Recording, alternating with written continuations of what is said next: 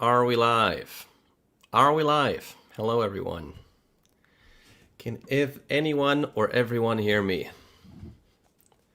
Of course, I need to double check. Is it actually happening? Is the live stream actually live? Let me know, guys, in the comments. It's been a while since we had a live stream.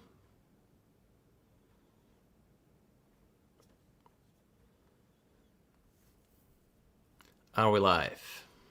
Are we live? That's the question. I think we are live. I see 9 people watching. Hello, everyone.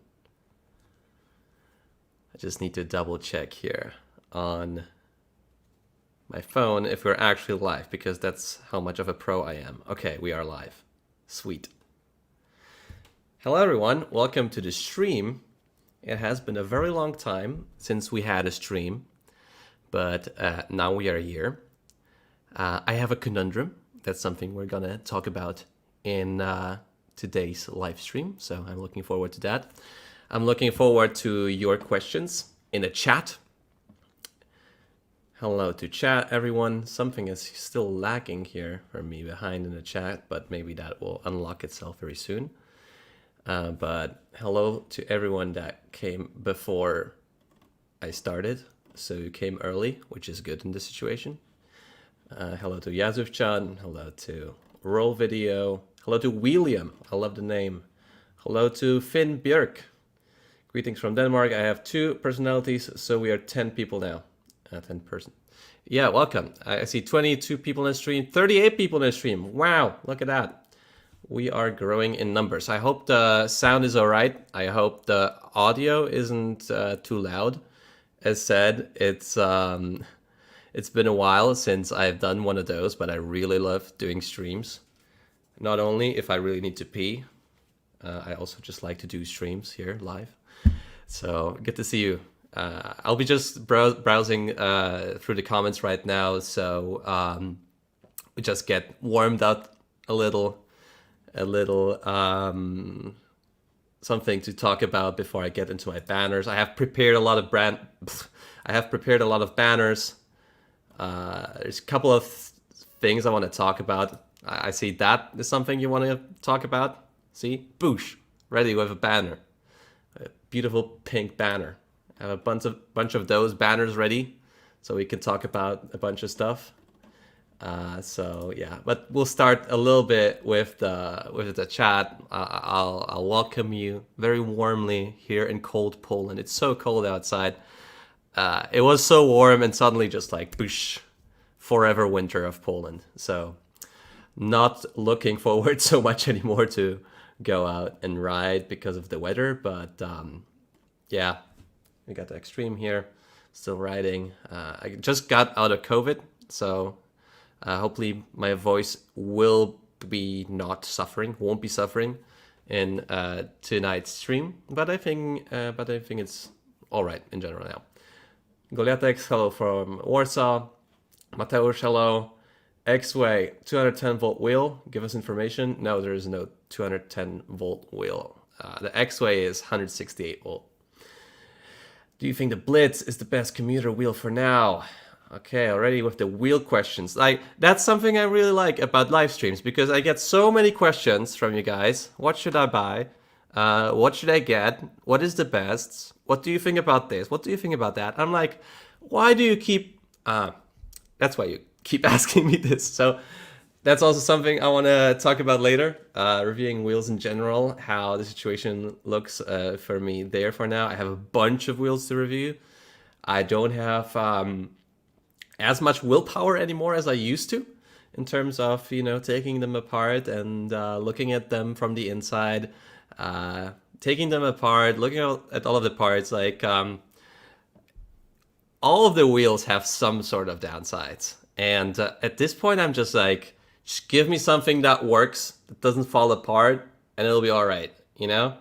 I don't want to take it apart. I just want to ride it. I want to see what kind of things are possible with it. 69! Wow, welcome to 69 viewers on the stream. But yeah, just give me something that works, that doesn't have random issues, that has good parts, and I just want to ride it, honestly. I don't want to, dig deep into it. I mean, I can, appreciate all of the aesthetics, all of the software features that are available. But, with the Blitz, for example, it started squeaking on me right now. And I gave it to my friend that repairs wheels, and he's checking on it. And there's some stuff that is suboptimal, let's say it like that. And 400 kilometer on a wheel. I mean, amazing wheel, in terms of performance. But I want something that works, honestly, guys. And I guess that's something I want to talk about too. We see Justin here, Naset. It has to be talked about at least at some degree. Okay, wait, I need to make a banner about Naset. I don't know how much stuff I can say. I don't know how much stuff I know, but we can look at it together. It's a new wheel, a new brand being introduced into the market. Schönen guten Abend aus Deutschland. Hallo, Tommy. Good evening to you too, from Poland. Senate EUC, hi. How are you doing, Anthony? Good to see you here. Yes, I mean the Blitz. Yeah, it was the Blitz. Sorry. If you find out how to fix the squeak, let me know, Crashy Ride. It's going to drive me nuts. Well, the squeak is essentially a very similar issue to what we had on Extreme. You just need to grease up all of the linkage elements, all of the bolts that are there. Mostly the one that is the closest to the mudguard. And then should stop squeaking. We used copper grease on the Extreme. Now Serge, I don't know what grease he used on the Blitz, but yeah, it's just grease. And it's not the musical. So if you have a DVD of the Grease, the musical, don't put it into the Blitz. Another bunch of questions coming. Regards from Mexico. Hello. Regards from Poland. Hello from the country where UC is still legal. Hello to the Netherlands. I'm so sorry for you guys. Hello from San Francisco. Look at you guys from all over the world. So good to see you. Yeah, here's the camera. So good to see you guys. Does anyone know if the issues with the veteran links have been fixed? Okay, that's a thing I'll talk about quite soon. Let's just wait until everyone's here, maybe another like 5-10 minutes. I'll just answer a bunch of questions first, and then we can talk about where's the banner? Boom, veteran dipgate, but not now. I'll answer just some questions first. I know it's super late, but maybe you can tell I just woke up. I had a nap, so that's why the coffee is here. Portland, Oregon. Bought it at the airport. Love this city. Delicious, weak, cheap coffee. That's the one I like the most. American. Hello from Sweden, Olaf Peterson. What else we have? Bonjour de Montréal. J'apprécie tes vidéos. Thanks, Ricky. I appreciate you watching my videos. Thank you for doing this, Adam. You're the man. Travis, it's my pleasure. Thanks for being here. Ping Hair Wen, Tomasz. Tomasz, he's a writer here in Warsaw. Good to have you here. Now I'm a little bit back to like my OG here, and I see like my scalp is suffering a little bit from the amount of coloring I have been doing lately. So I'm just like chilling out with the colors for now. Will we be getting a video on the Song F22? I believe now it's called the F22 Pro. So yes, of course. I mean, I hope so. If or when Song contacts me about it, I can give it a try. We have a bit more info now on it. Luckily, below 50 kilograms. Yeah, I'm curious about it. I'm not so like excited about those heavy wheels anymore. Honestly, now that I have the Falcon and the Mten5, like those are the wheels. I'm like, woohoo, exciting. But yeah, I'll check out the F22 probably as well. Does my Blitz have any problems besides squeaking? For now, yes. So the linkage pieces have a little bit too much tolerance, at least one part of it, which is, again, close to the mudguard. and they like move around, so it's not only squeaking, it's clunking. So I think I'll be just getting a totally custom aftermarket linkage for it. We'll see how it goes, but right now the squeaking has been fixed with grease, not the country, actual grease. Yes, so we'll be writing it again soon, but yeah, no other problems beside that. Really, I like opening super different wheel. Like the Blitz is something that really hypes me up. Like it's been a long time since a wheel that gave me so much like dopamine and excitement as the Blitz does. Hello from Northern California in the foothills of the Sierra Mountains. Hi Dan Border, good to see you. Joanna, hi. Black Adam. Flower Power, hello to Barcelona too. Super cool to catch you on the stream. It's my pleasure. I love those things. I don't know why I do them so rarely, but I should do them more often. Maybe like a bi-weekly stream or something. Roger EUC, hi, good to see you here. Hi Adam, amazed by your recent skill improvements. You were awesome before, but seem to have focused on everything. I hope to ride with you someday. I hope to ride with you too someday, Roger. And hopefully I won't be like positive on a crash. Like that video is so hilarious. I don't know if you guys see it. I think Dawn crashed, but I'm not positive. Good to have you here on the stream.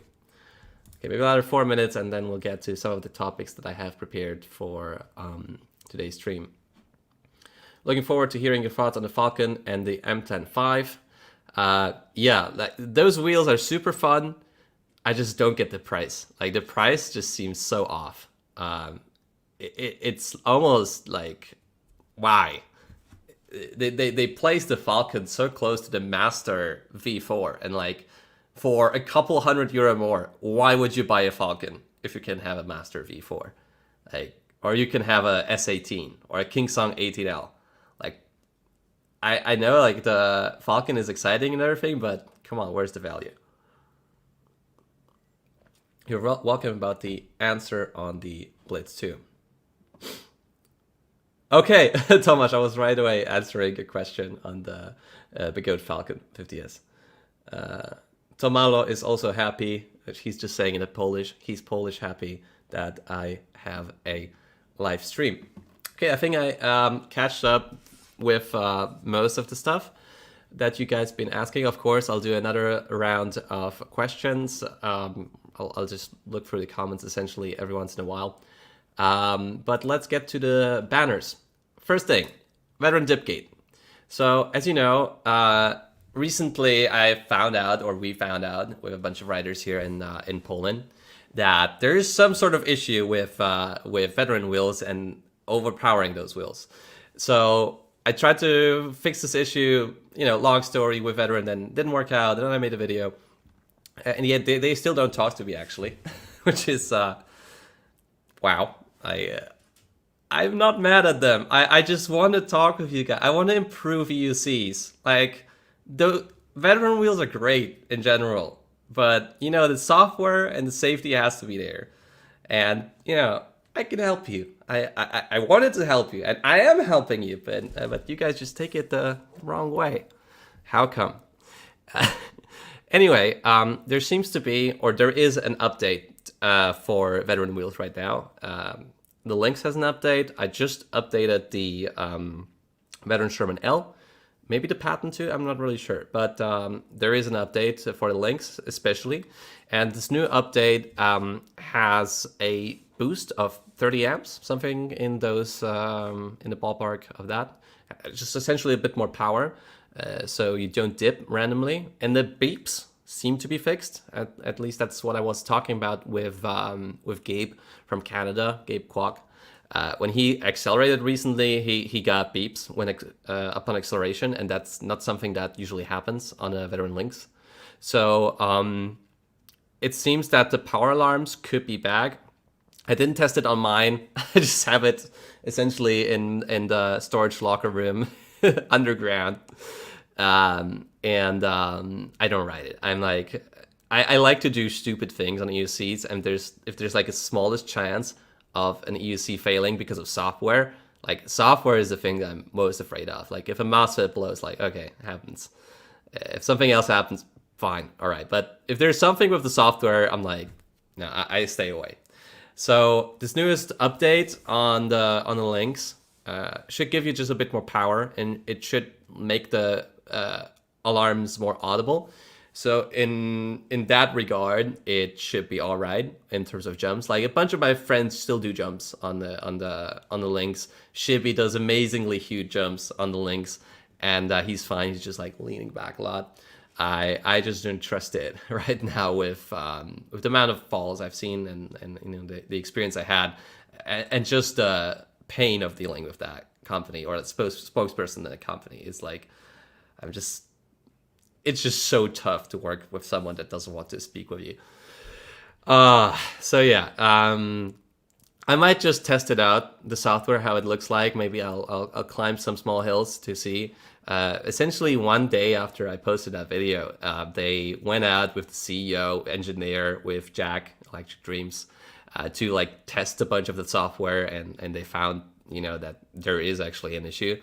And the craziest thing about it, and like, listen up, like really listen up. I was talking with Jack because Jack is right now like a middleman between Veteran and myself, because Veteran just doesn't want to talk with me, or there's no one willing to you know, communicate with me at the company, which is ridiculous.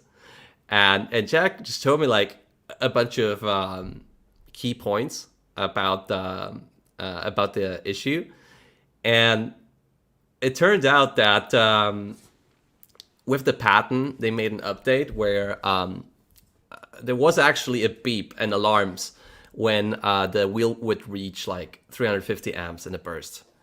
And I'm not really sure if it was in general this power draw or just a burst. So if it's just like a super quick surge of amps, but it would beep a lot. It would beep when you go up a curb. It would beep if you go like suddenly upstairs. And that was good. But after some feedback from writers, they decided that this beeping function is just like confusing people. Like, why does the wheel beep? I just went up a curb. It has the power. But there was a power surge, so the motor was actually at its limit, and you know, you would be close to dipping on the patent. So they were like, let's just turn it off. We just don't need the beep. No beep, no problem. So, yeah. I'll read through the comments in a second. So the same thing later happened to the links. I believe that's the main gist of the problem. That's why we had all of those dips without a beep. So, yeah, I think they brought it back right now, which is great. Like, super awesome that we finally have a software fix, and that's great. But it's like, yeah, I think they just need to hire more people for community, like public relations, for R&D, and more people for dealing with software issues, because they just don't have Diplomatic. Oh my god. Oh, that's funny. Planet Iceland, you win. We need to be Diplomatic. So, yeah. I think that problem might be fixed for now. I'll check back on it. Like, I should check back on it to see if the issue is there. It's kind of hard to like find out what's actually wrong with the software on EUCs, because we don't have a throttle. We don't have that many log files. We don't have access to what's inside the motherboard, what's happening in the software, and the log files at Veteran, they're very basic. So it's not like at InMotion where you get a bunch of data for a long time of writing, and then you can analyze it and fix it. With Veteran, those log files are just very, very basic. And there's a bunch of other technical stuff that I was talking about, especially with Kenzie from Portland. So cheers to Kenzie. Maybe there's some other issues also with the board on that wheel. But hopefully with this newest update, we won't see that many dips anymore on that wheel. Although Gabe Kwok from Canada, recently just going down a hill, and he was braking and going down a hill, like boop, just like boop, wheel just fell. It was saying it was a overpower protection. Maybe, I don't know. It's just like, do I really trust that wheel? And I'm like, yeah. All right, so much about the veteran dipgate. If you have any questions about it, feel free to ask me right now. I'll browse through the comment section right now. I just took delivery of my links as you brought up the problematic dipping issue. Thankfully, I don't write as hard as you yet. Yeah, it's true. Like the issue I'm talking about in the video is usually with like power bursts, or like a pothole, or like sudden extreme stuff happening. I don't think it's too often happening, especially if you're riding pretty casually. But yeah, for me, it's a deal breaker because I just ride estupido. So yeah, I think you'll be fine, and I hope your wheel will be behaving all right. I hope it's not an issue related to the gyro, but maybe it is. I don't know. I'm not that deep into wheel software and hardware. But yeah, there have been some wheels that have been also just like behaving weirdly for some reason. So yeah, and Roger, yeah, Kenzie's awesome. Yes, she's so good. Like amazing person. She also made the upgrade linkage to the S22. So yeah, she's great. I had a pleasure talking with her, and yeah, super great. Yeah, that's just like a small. Yeah, let's not milk this joke too much. I want to be diplomatic, but yeah. Let's not milk this joke too much. Okay, let's see what else we have here. I'm happy we have full senders like you to find those issues. You know, you're happy. I'm a little less when I fall flat on my face. And I'm like, that's why I really don't want to test the new software all that much. I'm like, you guys can test it yourself. Like, I'm sure you have engineers, you have the company, you have the resources because you make such expensive wheels to test it, right? So just do it yourself. I'll just, not do it. But I know it's for the good of the community. I'll check how it is with the wheel right now. So yeah. Okay, Thomas is again lively in the chat. I'm very happy to see you. It was 205. I have 2,500 kilometers already done. Sometimes I have 65. So far, no issues. I'm not a jumper though. Yeah. You also did. You also went up the stairs. You remember that? And then you had like a scar here on your stomach. Think about that. If that wasn't a dipping issue, you'd never know. It's just like you fall and you never think that it might have been something else than rider error. They were like, oh, it's rider error. So yeah, think about that. Think about that, Thomas. All right. So with the newest software, you also have pedal assist or like acceleration assist on 0 now by default, which is great. And I believe that's essentially it. I don't think there's so much more to talk about the veteran links issue for now. So let's browse through the comments a little bit. Ed Leszczynski asked something that is off topic. I really can't find info. What's the law in Poland about e-bikes? Can I ride a 2 kilowatt nominal bike if I put pedals on it as a bike? I'll be nicer, I promise. The law in Poland is, I believe, the same as EU-wide. So 250 watts nominal. I don't know how much peak, but 250 watts nominal, and only powered with pedal assist that is not assisting you at all at 25 kilometers an hour. So if you ride like this, or this is just your setting in a city and you don't have a throttle on you, then that's a legal bike. But in the end, in Poland, we are very lucky in terms of like controlling electric devices. You can ride pretty much a bed on wheels and you'll be fine. Like, don't worry about it. Biggest worry is if you like speed, like go 40, 50 kilometers an hour and crash, then you might have an issue. Oh, Thomas, on the veteran fall. No. This car was an issue of me being an idiot. Landed it, but it kept floating. My footing wrong. Got wobbles and just fell. Okay. I see no video. I don't. I believe you. I just saw so many videos of falls, and if you zoom in, it might be dipping, or maybe I'm just going crazy about it. Could be also. So yeah, but I'm glad you're healing well.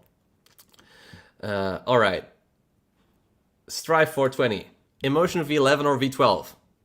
I want suspension in Florida. Flat S. Okay. Well, suspension is great, especially if you are starting out. I feel like the curve for a starter wheel, is very weird because it's easier to learn initially on a wheel that doesn't have suspension. So you just go out on your, empty soccer field, or you go out on the parking lot. You learn fast on a non-suspension wheel because it's lighter. The balance is lower. But then if you start riding outside, then the probability of you falling becomes higher because you're not used to the wheel bouncing into you. And that's a phenomena that is very not typical for riding any device. It's only on electric unicycle, on self-balancing devices. So then when you'll be going on a street, which is like perfect, you'll be fine. But if you start encountering potholes, you need to be really careful not to fall. And then a wheel with suspension is a bit better. Now, in terms of V11 or V12, I'm not the biggest fan of either one of those. The V11 has like this drumstick suspension, air-filled. I guess in Florida it should be fine because there's no like huge temperature changes. And if you ride really smoothly, it could last you for a long time, but I'm just not the biggest fan of the way it's built. It's very complicated to take it apart, to change tire. And the V12, I have a little bit of PTSD because of a software issue. It just like rolled away from me. Newest models shouldn't have that issue, but they have a small axle. So if you're a heavier rider, just look into a wheel that has a hollow motor or a thick steel axle. If you're a lighter rider, it should be fine. Yeah, that's my tip for you, honestly. I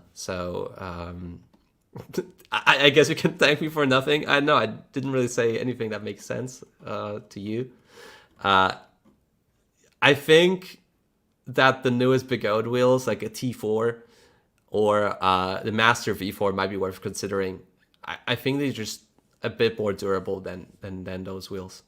So yeah, maybe that's a tip for you. Let's see, what else do we have here? Ed Leszczynski, thank you so much. You're welcome. Did you see any of the new wheels? The KS F22 Pro, the Begode X-Way, InMotion, and Begode 200-volt wheels. I saw the X-Way. That's pretty exciting. Seth and Amped Electric Games had a video on their channel about it. I just don't understand how Begode keeps pushing so many wheels out that are like pretty similar. Like, we'll see about the suspension stuff and other setup, but why do you make a wheel that has the same battery size and similar suspension travel, a bit of a different motor, but is like bigger because it like so the X-Way has two battery versions, right? It has 168 volt, which is as big as the ET Max, which already seems to be outdated because I mean, how long ago was it with the ET Max? It's a 50 kilogram wheel, and now they're replacing it with the X-Way, which is 41.5 kilograms. So that wheel, like, I'll make a review on it, and nobody will watch it because it's already late. And then they make the X-Way, and then the X-Way has two battery variants, 3,000 watt hours and 2,400 watt hours. So the 400 watt hours is just like my Blitz. So you just make competition for yourself, Begode. I mean, you make a lot of innovation and you make very quick like improvements in products, but damn, like I used to say that there's no best time to buy a new wheel. You just buy whatever is available right now, and then in the time with you where you would be thinking about the wheel, you're already riding on a wheel. But yeah, with the X-Way and ET Max and the Blitz, it's just going to a extreme at Begode.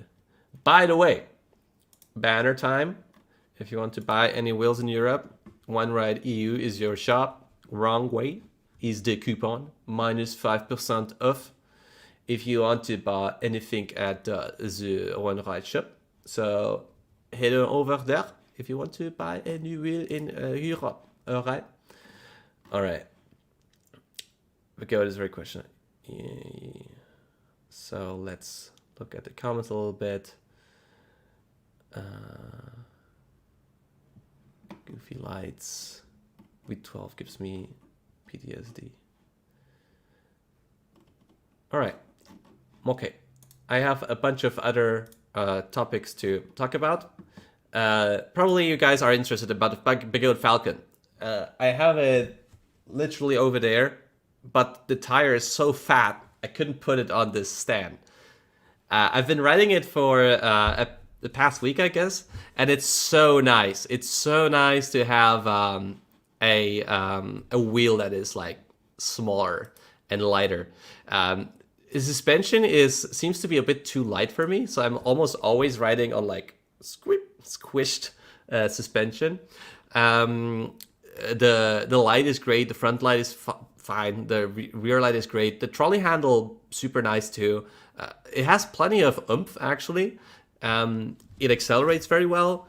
I usually ride it between like 25-30 kilometers an hour, and I mean it's super enjoyable. The tire is super nice, the really wide one, but it's also nicely curved, so it doesn't have a lot of train tracking. The side pads are annoying. So the side pads here, for example, on the Extreme are kind of squishy. They're not squishy on the Falcon, and I had to cut off the rear brake pad because it was so in the way I couldn't ride it.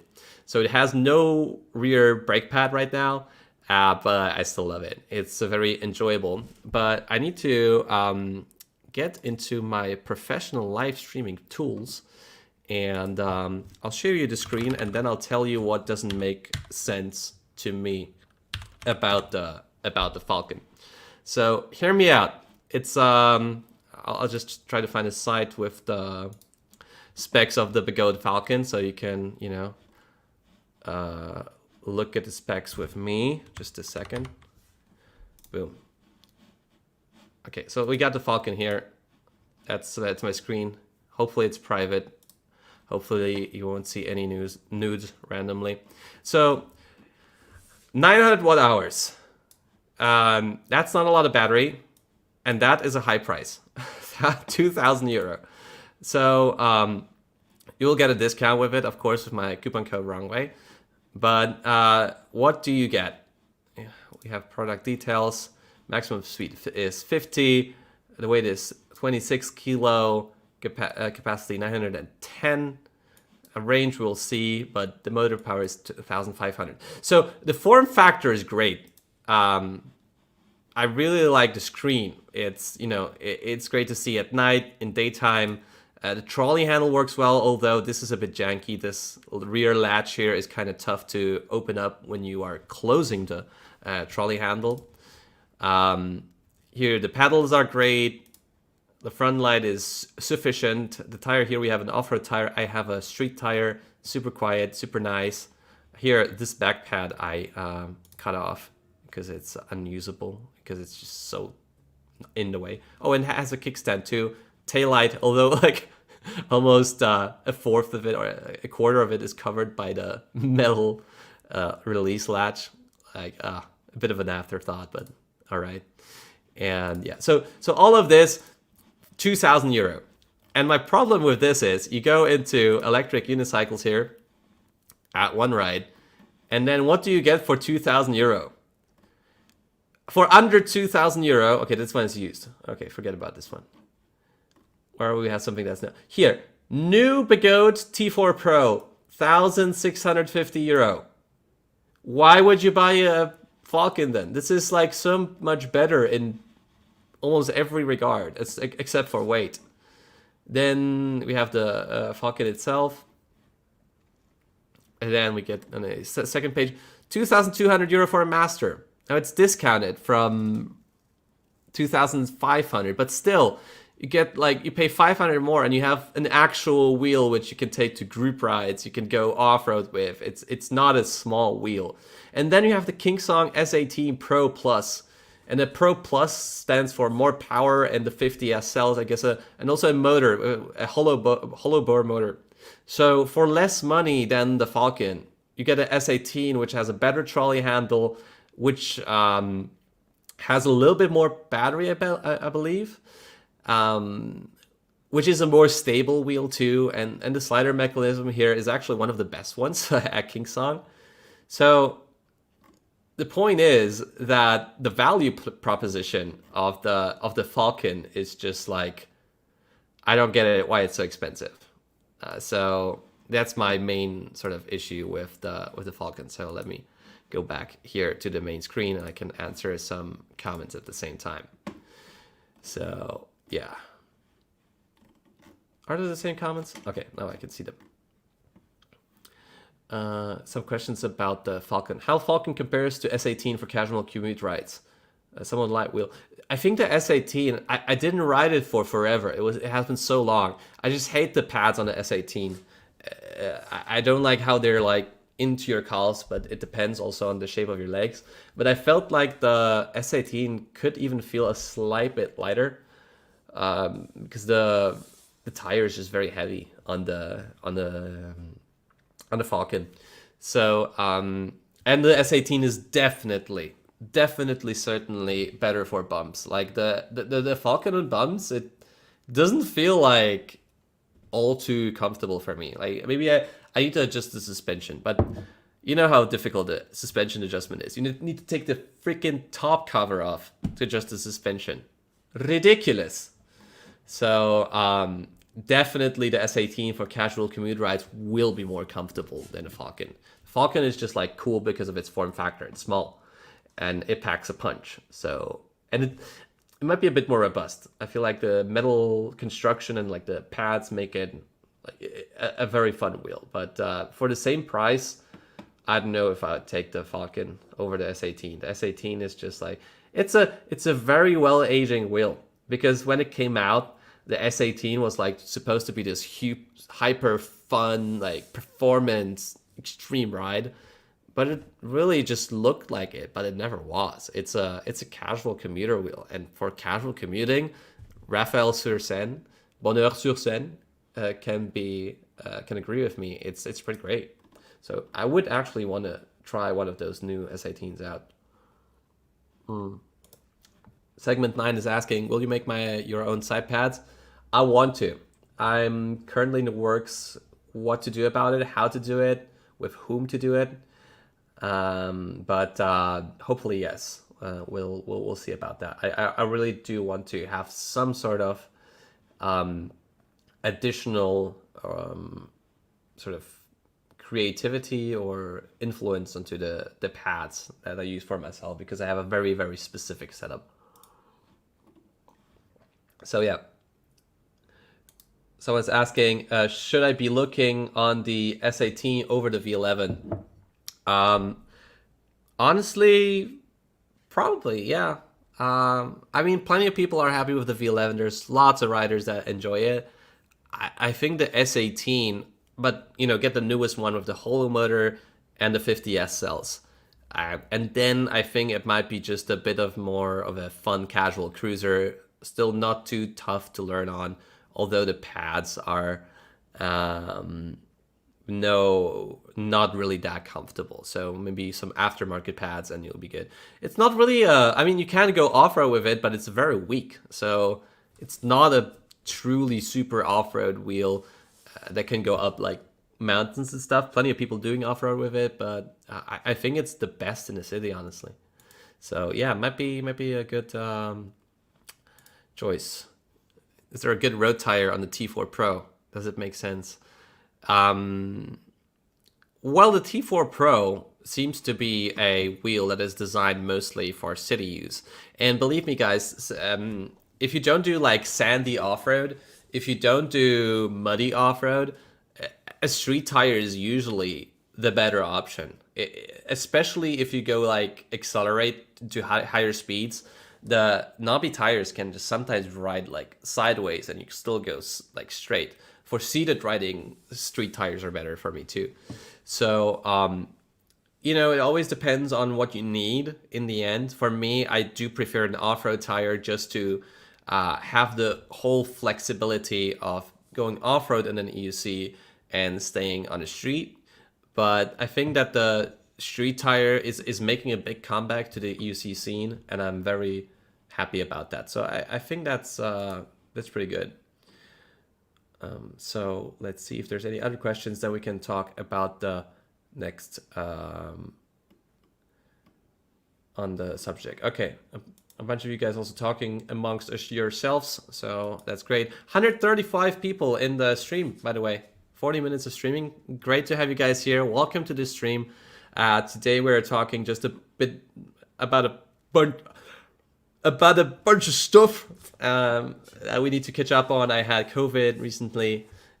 Just got back to health, and I think it's a good option to start, you know, communicating with you guys again, because I missed you in form of this live stream.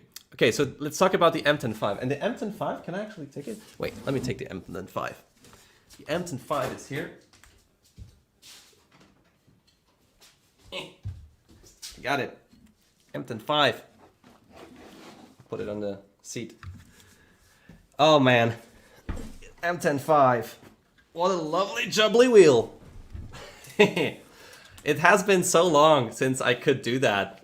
Like, taking a wheel and just like, you know, bringing it on a table or putting it somewhere. Mten5. Can I put it here for a while? Hopefully I can. Boom. Look at that. That is what wheels, that is what wheels are all about. I'm so happy to see this form factor again. And honestly, it's, oh, let's see the comments. It's so much better to, you know, have this as a less aggressive, less motorcycle-like product, more of a, you know, commuter help, funny-looking thing, which is great. The trolley handle, look at that trolley handle. It's so funny. So it goes all the way out. It doesn't lock in place anywhere. It's just like, why does it go so far? Why doesn't it lock in place? But then you're like, that's not the end. We have more. Look at that. It's the most over-engineered trolley handle I've ever seen. And this doesn't lock in place. Does not lock in place. So, yeah.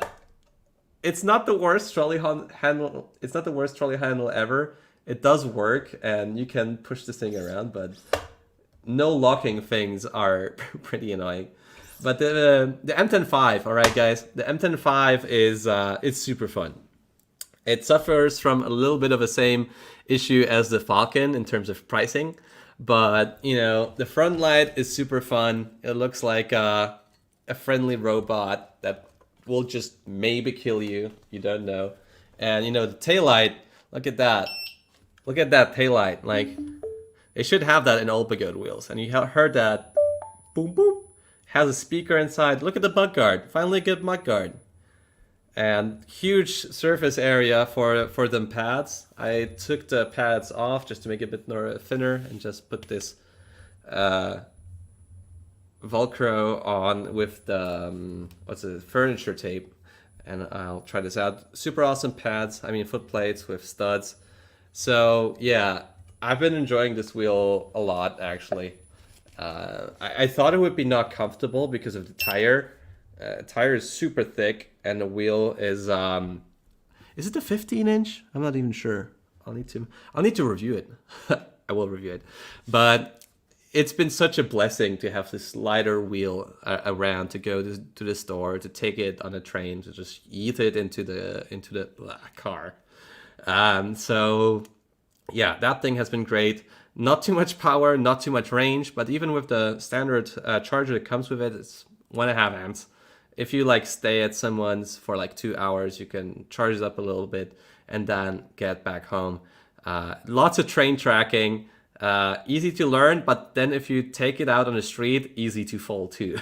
So it has this like weird curve for beginners where it's like kind of awesome to learn on, but then when you take it out on the street, it will like possibly just like yeet you off, and you won't be prepared for where it just like forces you to go. So the M10.5, I'll take it down for the time being, and I'll take the dust off my desktop. It's been super fun to have it. It doesn't have a smart BMS, sadly, but I think it has a 2P setup, so it would tell me if there's like something is off with that wheel. And before I answer some, Stuku, hello Stuku. But before I answer some questions on it, I wanted to show you again my biggest issue with the M10.5, and for that we go back to one ride. Look, 1,400 euro. What else can you get for 1,400 euro?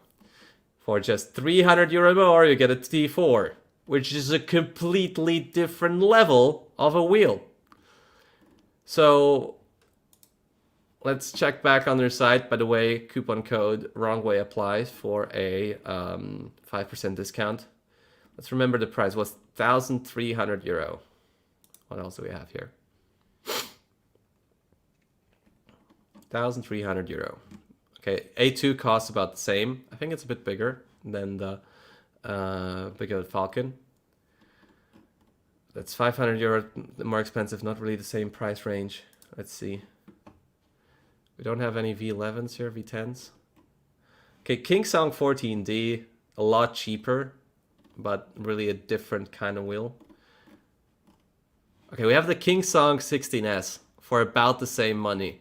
And if you compare it to the M10.5, it is the safer wheel. It has more range.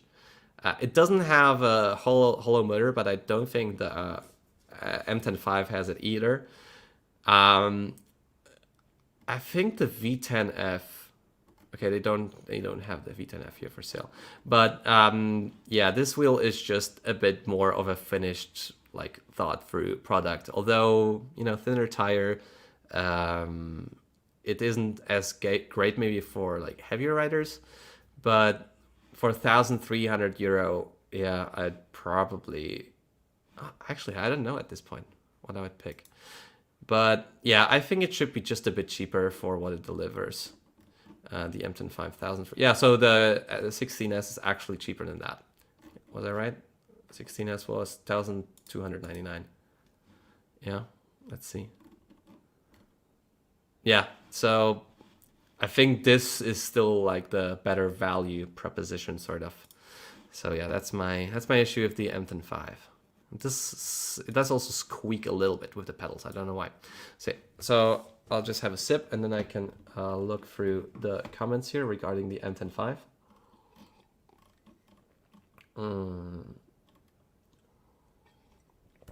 Let's see. InMotion V14 RS, so stable. M10.5 is next year. M10.6, of course, it has to be, right? Yeah, M10.5 I think is slightly overpriced. I think it could be at like 1,100 euro or like 1,200. Like, it has a wide tire, it has some pretty cool things going for it. Like the lights are pretty great. The trolley handle, not so much. The power should be fine, and they have the 50S cells too, so they do cost a little bit too. I think they have the 50S cells. So yeah, I think still for the same price, I would go for it just makes more sense, the 16S. Okay, question: what did little Timmy, who has no legs? Oh no, that's not something we would check in the stream. I bought an E20 to let everyone try. That was asking before when I was on a bigger wheel. Awesome. Yeah, I'd love to try a E20 too. It's the two-wheeled wheel, and then yeah, you can just learn on it a lot easier. Olaf says, just comparing the M10.4 and M10.5. What's the upgrade? M10.4 is smaller and cuter. Really, the difference is, I think the trolley handle, the built-in trolley handle on the M10.5, and it has a bigger tire. So if it's a bigger tire, it's a lot more stable and like surfaces in general, because the M104 is just like yeeting you around a lot if you go on the street. I think it's also faster, and yeah, it's just bigger. I think it's just a more reasonable thing to ride around the city, a bit more safe, you know, with the bigger tire. But yeah, definitely M104 is a smaller package and it's cuter. So mostly it's the size difference. So if you prefer bigger, you know, then take the M105. But yeah, sometimes it's better to be smaller. Okay, no more that's what she said jokes. Where's my mouse? Lost my mouse. Okay, got it. Okay, let's see about a bunch of other questions that I've missed. I bought a Begode Extreme and I bent the pedals. Yes, Nylonove is the way to go. You can also use the coupon code wrongway at Hulai Market. You should get a discount then. I think I have a solution for the squeaking pedals. It's not grease, which is putting bandage on a broken bone. Solution is different washers, which is low friction. Yeah, could be better washers. I'll probably change the suspension linkage for something totally different. I won't use the stock linkage because it seems like there's a bunch of issues there unless Begode will send me something new one. Hello, Marty. Good to see you here. I hope you're well. Electric unicycles. Go subscribe to Marty if you haven't already. Good to see you here. So yeah. Is King Song 14D a good wheel for kids to learn? Lean. I think so. Yeah, it's a light wheel. It's a very thin wheel. It's not too tall. The pedals are still small, so good for children, I guess. Yeah, I think either this or the Begode M104. M104 might be just a bit easier for them to like lean on, but I think the 14D might be just a bit safer. So I think, yeah, 14D. I have a 14D always. So yeah, I do really like that wheel a lot. M104 made of sheet metal, M105 strong ABS plastic. Actually, I need to check on. Yeah, actually true. So the side panels on the M105 are already pretty structural. That's true. Yeah, the M104 used to like bend to the side really like if you fell on it too hard. So yeah, that's a good change too. Cruising speed like 40. You want to die, mate? No, it's like I go 20 on it, like 25 tops. Like that's a good speed for me. I don't trust that. Like no suspension, small wheel, not so much power. Like no, not 40. Definitely not 40. Unless you really want to like, you know, get some level 5 scratches on your skin. A bunch of questions coming in here.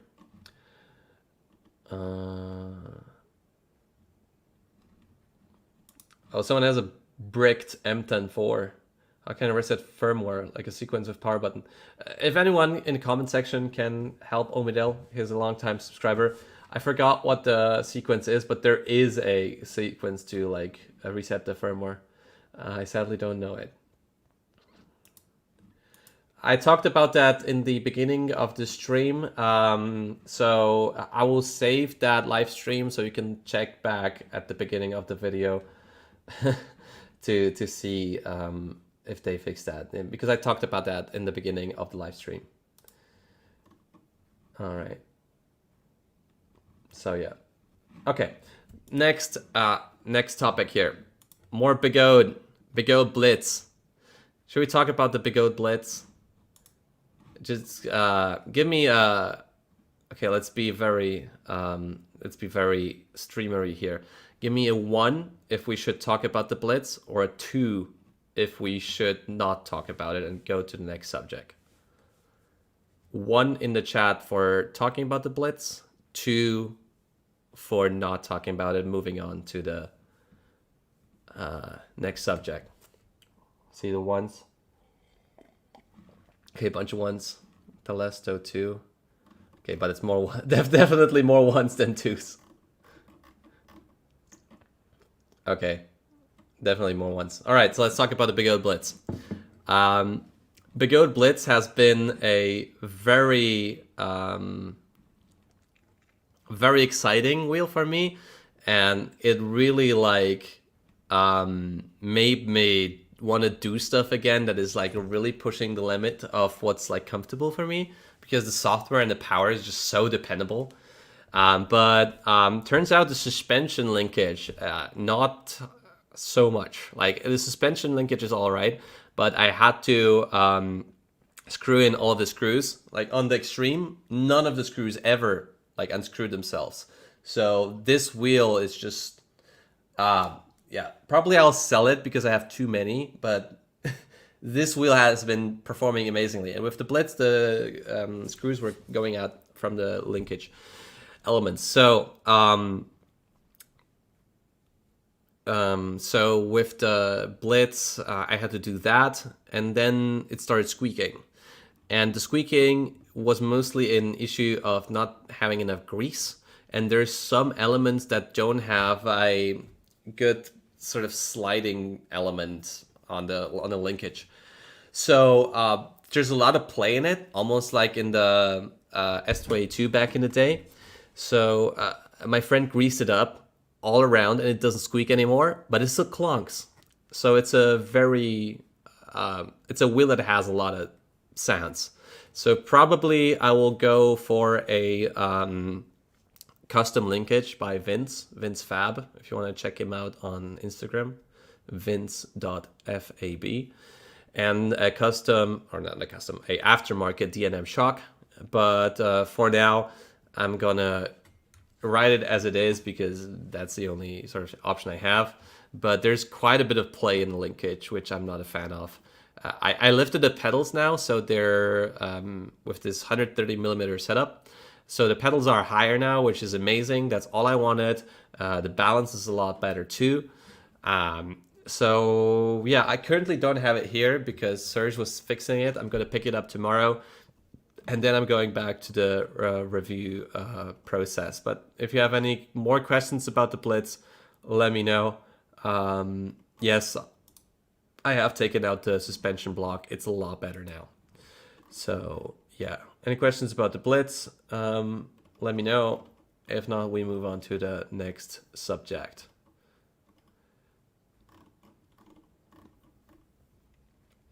Will the price drop with the new wheel? Probably you're thinking about the new X-Way, that the Blitz price should drop after the X-Way is not. I don't know. That's not really something I'm dealing with a lot, like pricing. Yeah, it's so weird. I talked about that before. It's like Begode just makes this like Begode's marketing seems to be just like releasing a lot of wheels, and that's their marketing. So if you don't know, they released the X-Way, which is a bigger sort of Blitz. And the X-Way has two variants. It has a 2,400 watt hour variant, 134 volt, just like the Blitz, or a 3,000 watt hour variant that is like the ET Max. So yeah, they're just, I mean, it's also good for the consumer in the end because they are innovating a lot, but it's not good for resale value. It's not good for parts. It's not good for the distributors. There's like definitely big downsides for making so many wheels at the same time. All right, let's blitz up to X-Way.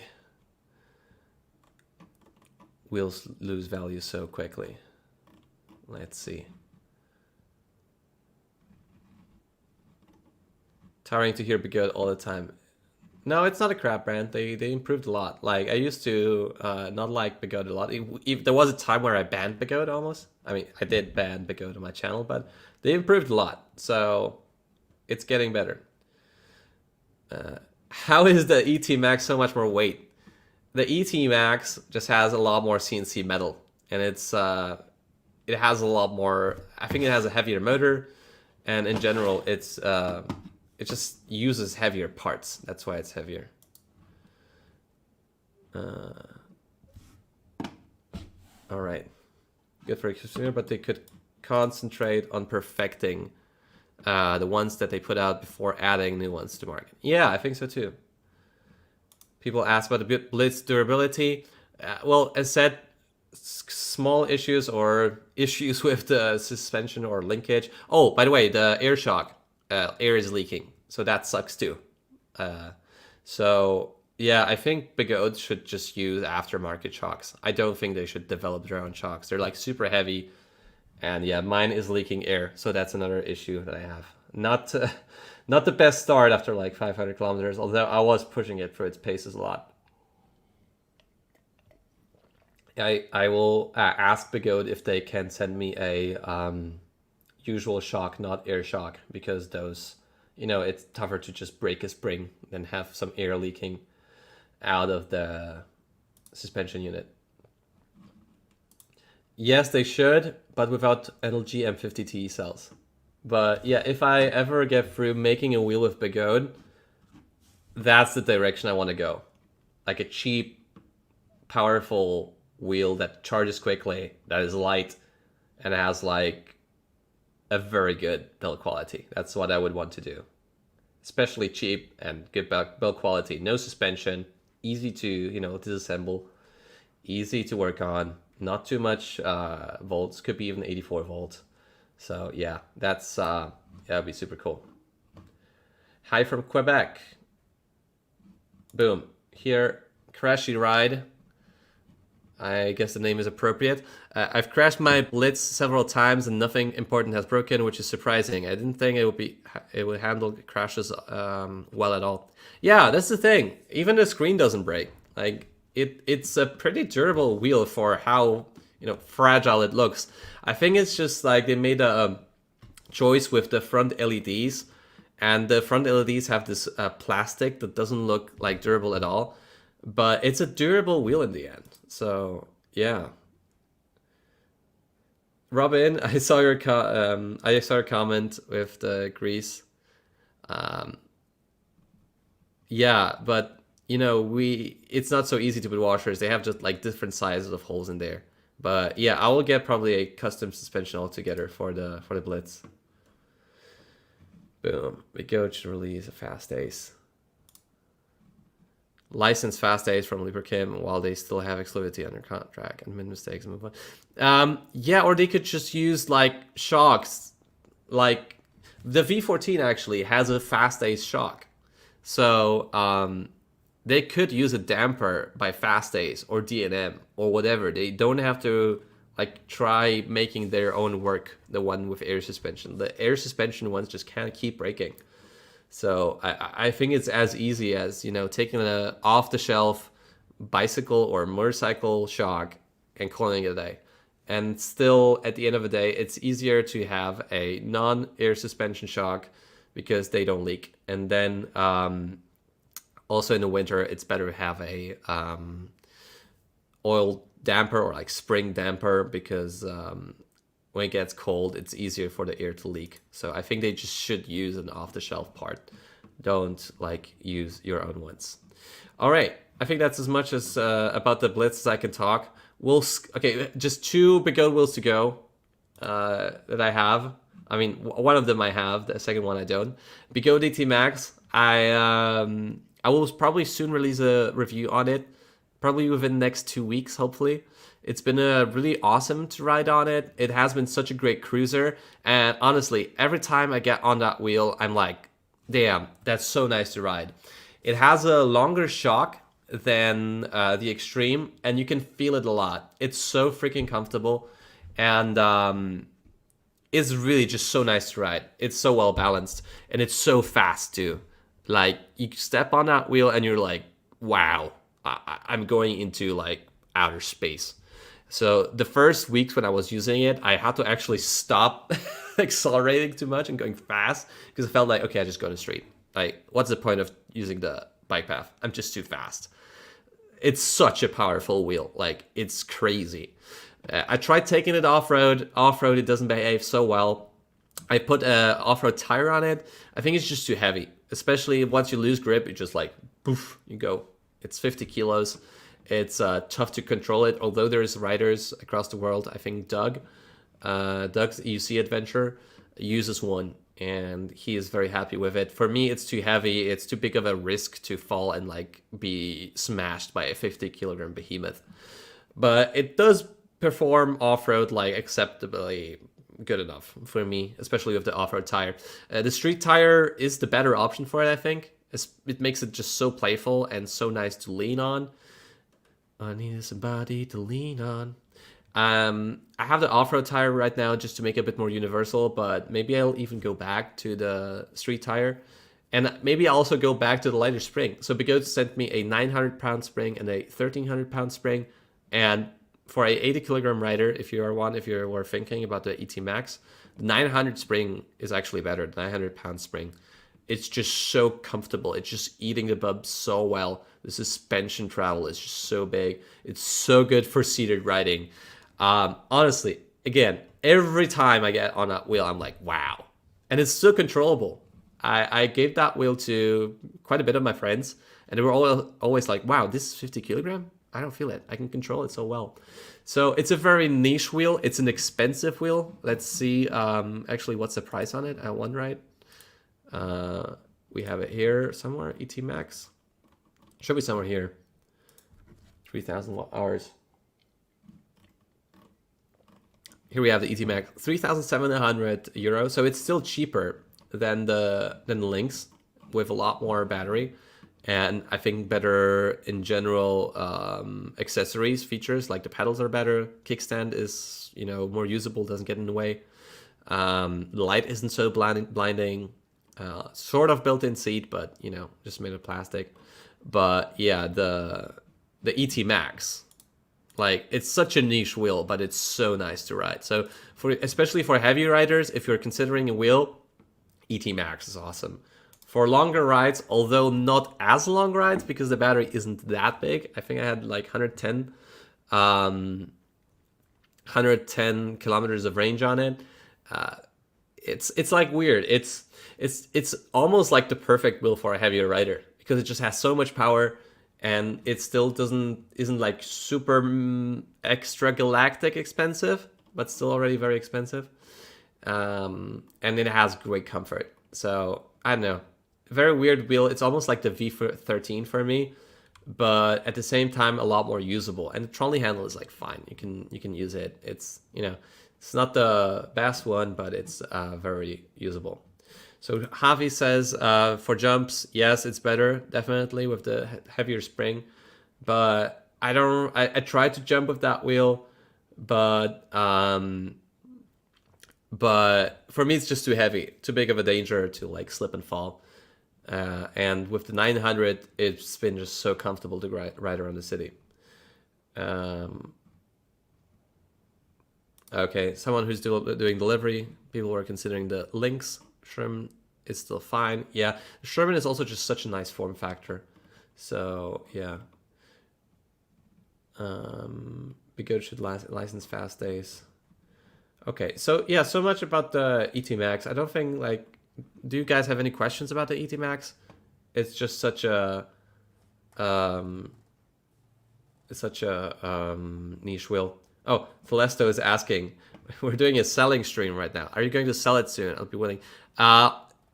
You can ask me in a month or ask me after the review is done because it really doesn't make much sense to me to keep it. So yeah, you can DM me on Instagram. Mr. Wrongway, if you aren't subscribed already. All right, which do you think is the best firmware? Does it mean firmware? F-more for trails and jumping? I think if the power would be there, it's the Kingsong firmware. Kingsong firmware is just so like on. It's so in there. I don't know. Kingsong firmware is amazing, and it's a bummer the S22 had so many issues because for what it's worth, Kingsong firmware is amazing. I mean, Begode is still better in terms of the pedal dipping in turns, but at Kingsong you don't have that at all anyway. So yeah, Kingsong firmware, like Kingsong firmware is so underrated. I love Kingsong firmware. Have Begode sorted out the ET Max firmware? I didn't even have like the issues with it all that much. I had issues with the BMS a little bit, and it wouldn't like balance like actively for me. Maybe it doesn't have that, or it doesn't work with mine, but once I charged it to 100%, then it balanced.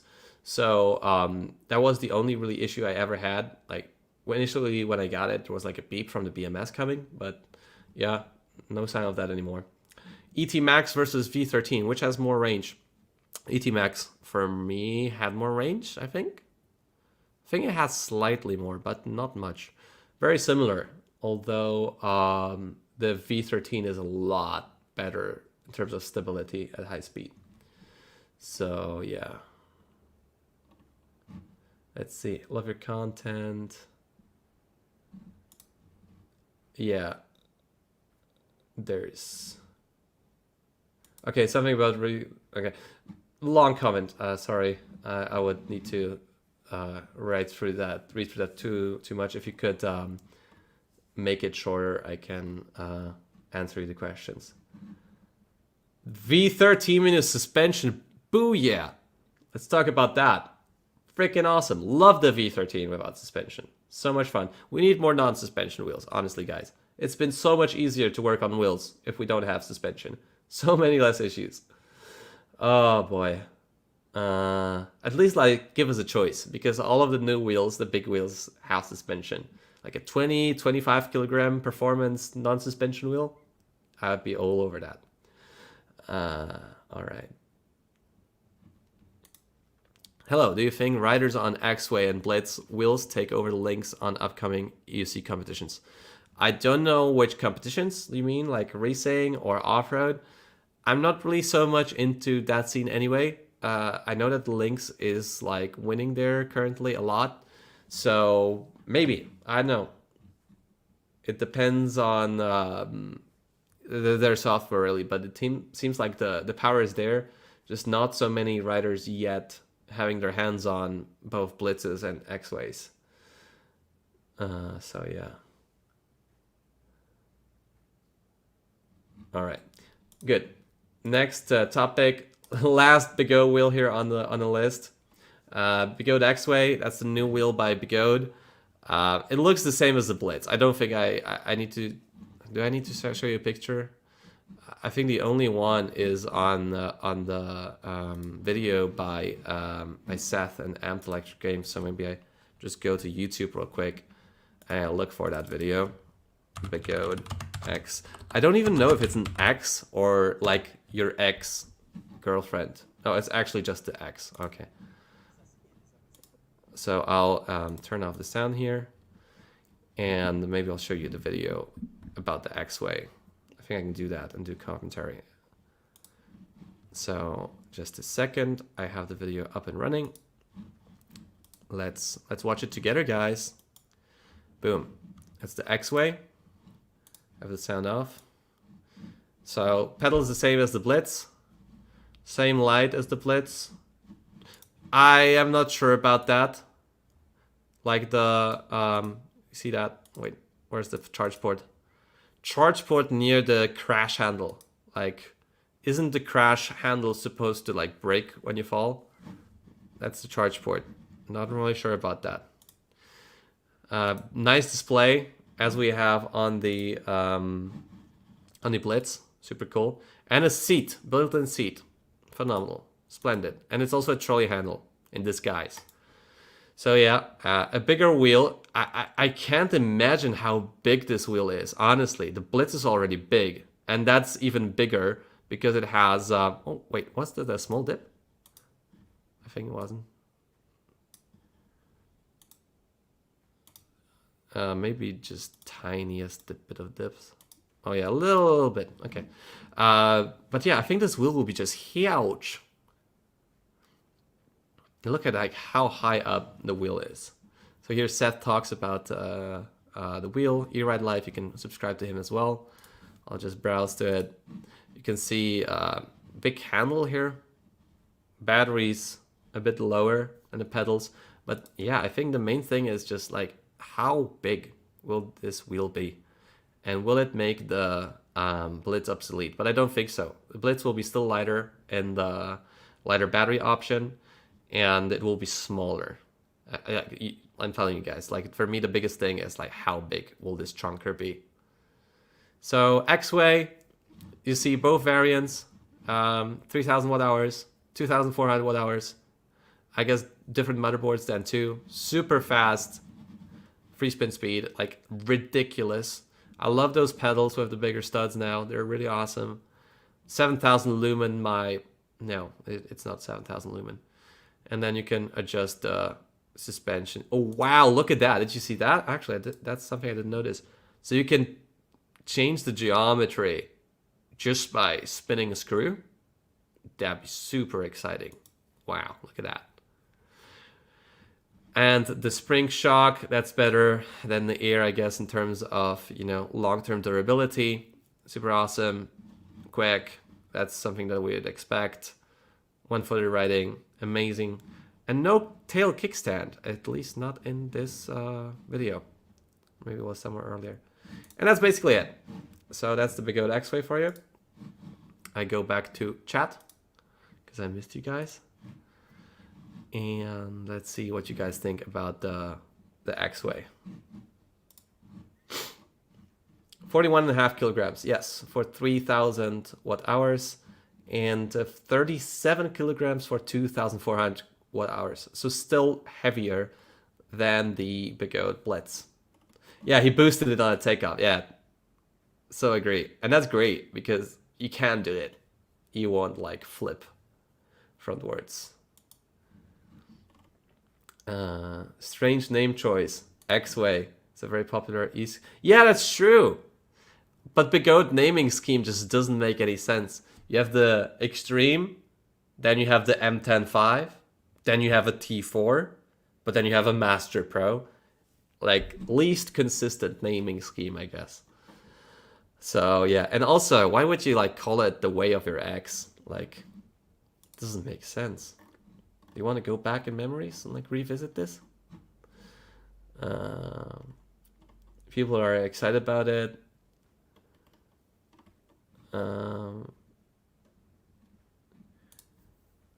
I've noticed you're promoting Begode a lot lately, but honestly, Procurement build quality and reliability are still on another level. I get that money. Nah, come on. That's not the way.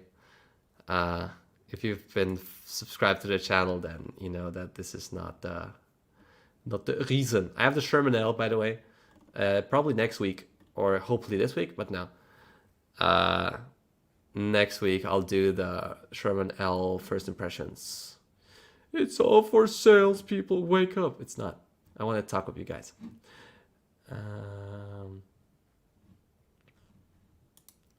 Yeah, the X-Man was the Extreme Bull, I think. Yeah, there was an X-Man, but I think they changed it then.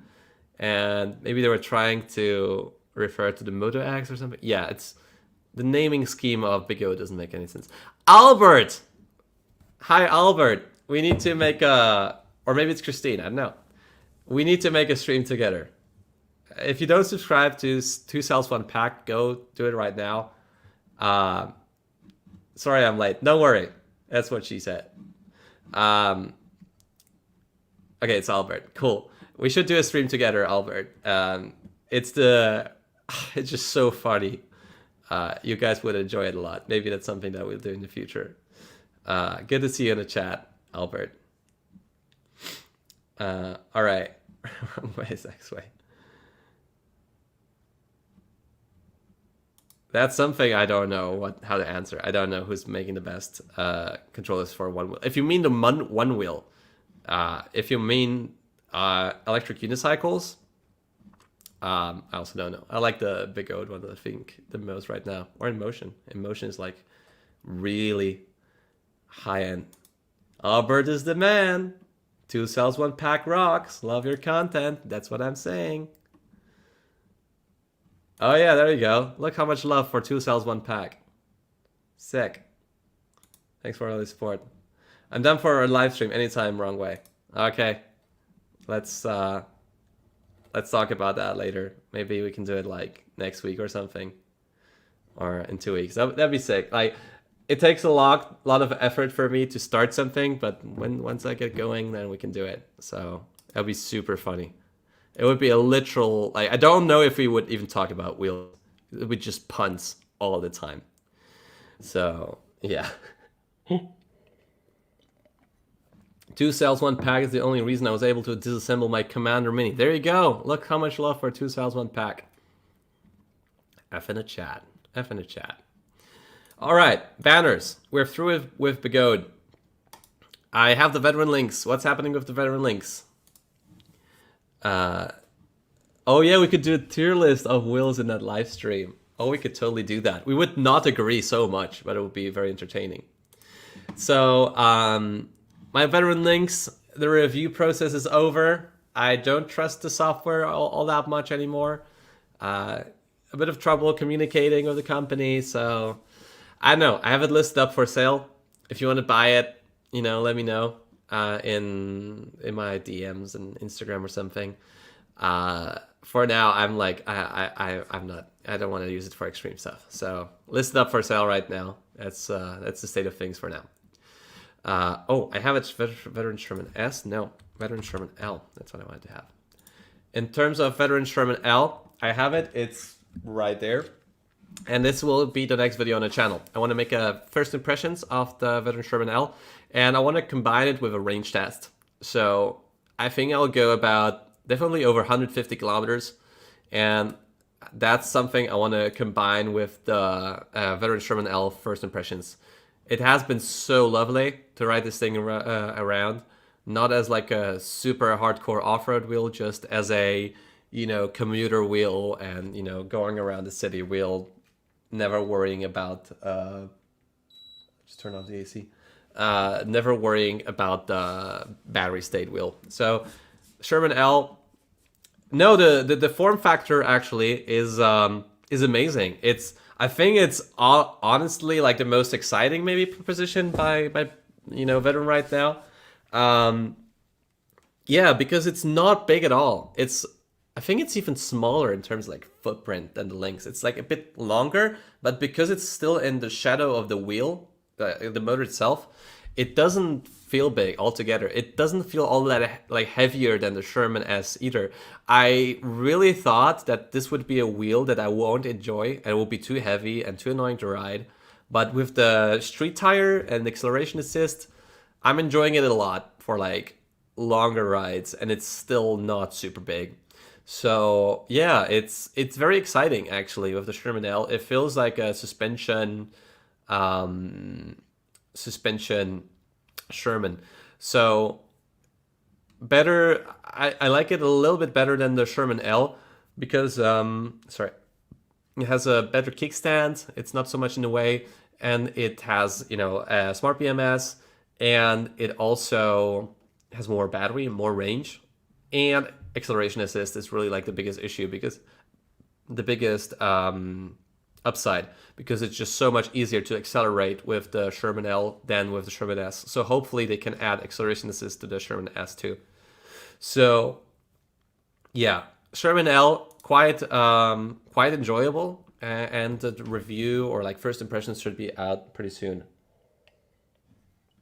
What do you think about the new F22? Actually, that's something I didn't put into my banners, so maybe I'll add that to my banners. King Song F22, I think Pro now.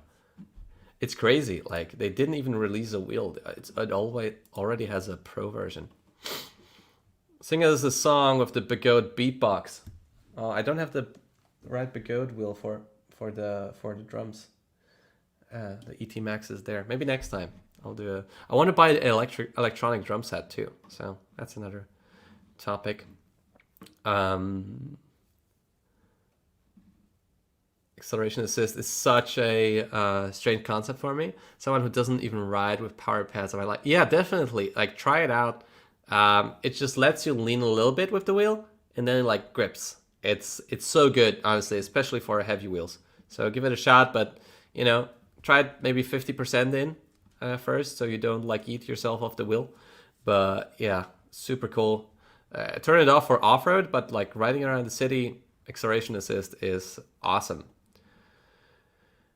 I think the F22 is an overkill. S16 was highly recommended. S16s like just don't have the best track record for you know, reliability. So I don't know. Form factor is great, but like, you can check out my review of the S16. Have a bit more info. V5F is still good for in 2024. I always prefer the Kingsong 14D over the V5F. I think the axle will just hold on for a bit longer than the V5F, and I like the electronics more on the Kingsong wheel. So if you have the option, I would probably choose the Kingsong over the V5F. Any plans for V14 performance review? Yes, finally. The V14 hasn't been on the channel for so long because I busted the shock. And it turns out it was, I'll answer you in a second, Albert. It turns out I was bottoming out the wheel a lot. I mean, I sort of noticed that, but it affected the shock, and the shock had a broken bolt or something inside. So I fixed that, and now I'll be able to make like the final review of the V14. Super enjoyable wheel, especially cool for like going around the city. But yeah, for off-road, just I still have different preferences for off-road. So yeah, in terms of the V14, we're gonna have a review quite soon because I have the shock fixed, I have it reassembled, and I can ride it again. Just needs good weather. You like the electronics or firmware of the Kingsong 14D. I like the BMS layout a bit more. I like the like in terms of like riding firmware, I don't mind either of those, and the V5 is nicer in terms of like footplate height. But we can get really into details here, so maybe let's leave that for our together stream, Albert.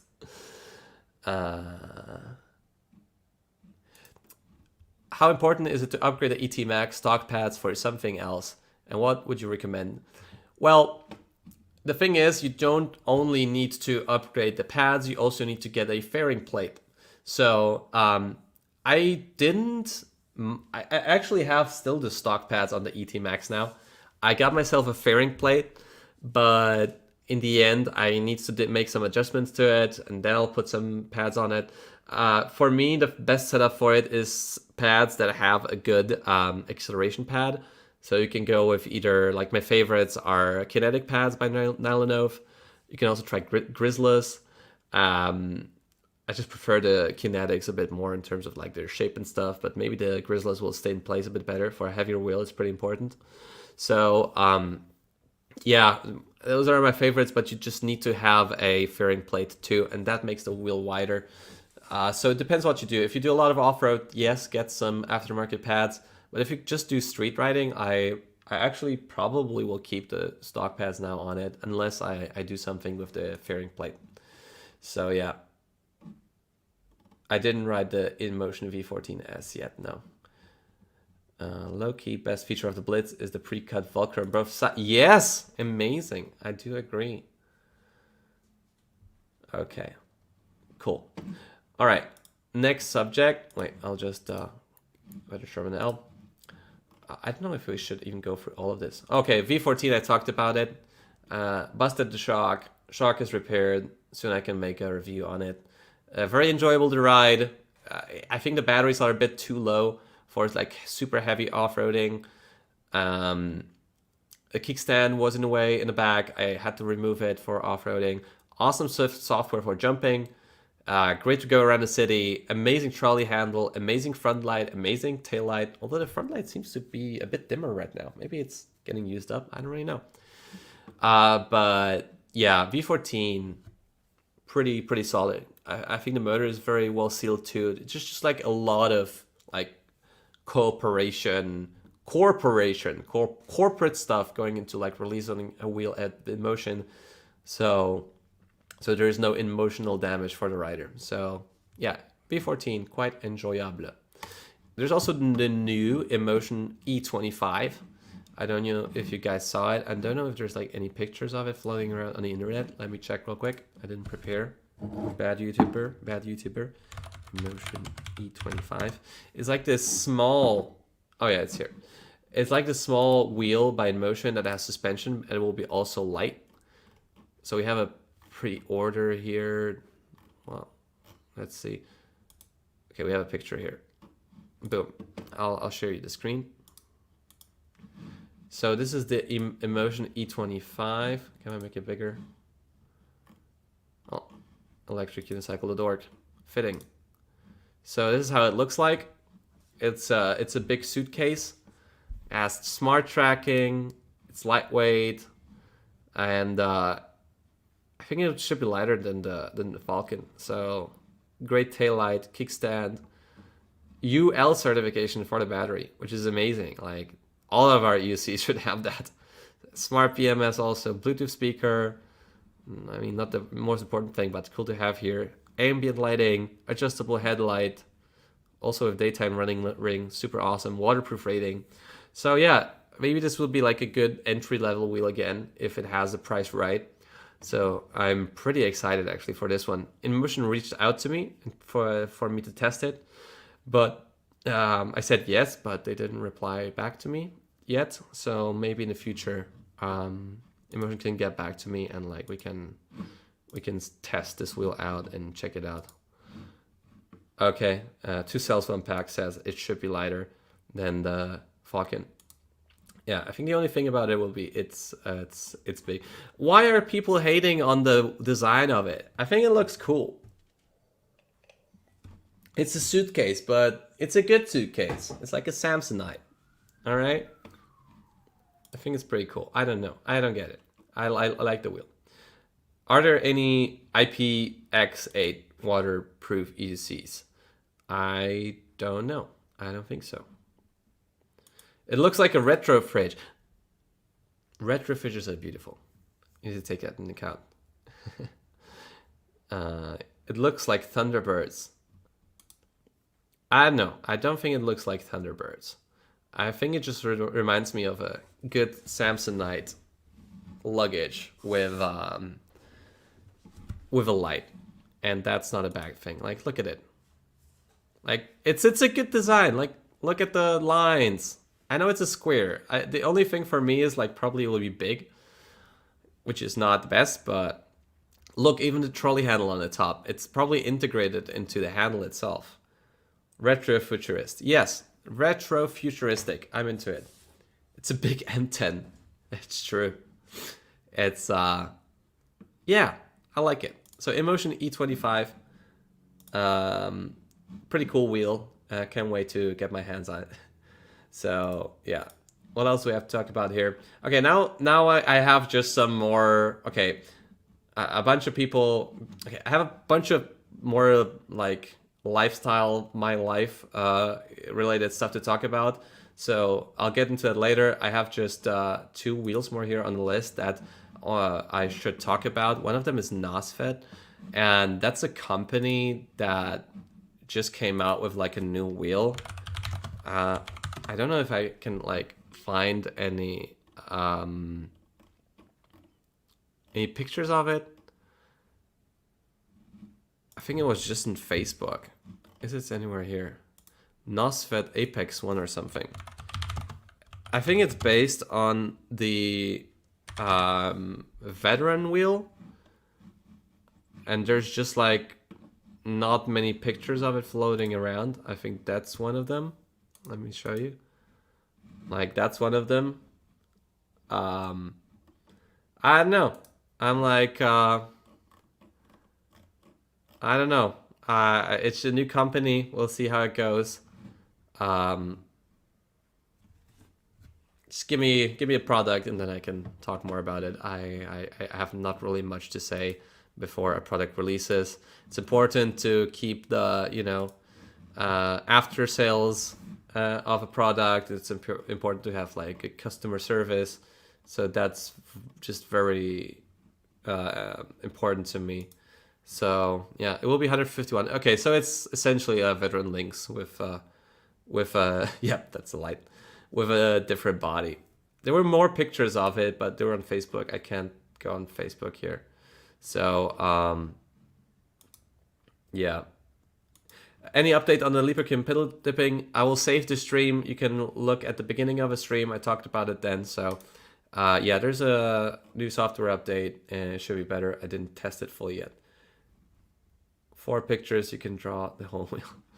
Okay, so Naset, I don't really have much to say about it because I don't have much to say about it. Yeah, I think they share hardware with Librkim. At least that's what it looks like if it's like 151 volt, 2,700 watt hours. So that's that. And Song F22 Pro. Let me find a picture of it. It's crazy. Like before, we used to get Song wheels, and then they wouldn't fix their wheels and just make a fixed version and call it Pro. Now they didn't even release a wheel and they already coming out with a Pro. That's nuts. That's the new level of upselling. Like nobody got an F22 and we already have an F22 Pro. So I'll share the screen with you guys for a second. Here we have it, the Song F22 Pro.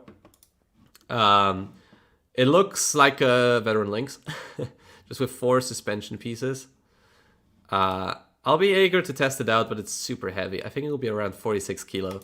So, yeah. I mean, I have a couple of wheels that don't feel so heavy, so maybe it will be nice in the end. Maybe the motor power will be amazing. Big screen on the top. But, yeah, and a RS trolley handle. I hope it locks in place. So, yeah, I mean, with this wheel, I'm just like waiting for it to come out. Like, it's been so long. It's been so long. There's already a Pro version and nobody has a non-Pro version. I think we'll have a fast, like, stock charger too. And there's also ear pressure regulation. So this shock will be actually different than what is on Librkim. You can actually adjust something with air. And I don't know if that's the best thing to do because, yeah, air leaks. Air tends to leak. So, yeah, I'm not sure if that will be the best design choice, but hey, that's what we got. Samsung 50S, 3,100 watt hours, 167 volt. Nuts. 20 amps. That's like so much amps. That's, you know, when you will be charging that wheel, you'll be on the limit of a household socket here in Europe. Like, forget about the socket in the US, but here we have 3,500 watts or like 3,550 watts of charging. It's like you need to go to a EV car charging station in order to like use a super powerful charger here. Super powerful motor. We'll see how that behaves. SKF bearings, super exciting. So yeah, different tire options. And yeah, actually, I think it's also on one ride side. I missed out on that. Let me see. Okay. Boom. Yeah. 4,000 euro. Not too bad of a price actually for what it is. Here's still the different specs. I'm not sure what specs will be out there, but I think the ones that I've shown you would be the accurate ones. So yeah, with the Song F22, we just have to get it, honestly. It has been in development for so long. It's like, it's a mythical wheel at this point. It just doesn't like get released at all, which hopefully will prevent any sort of issues with it. So yeah, I agree. It looks pretty badass. It looks pretty badass, this wheel. And yeah.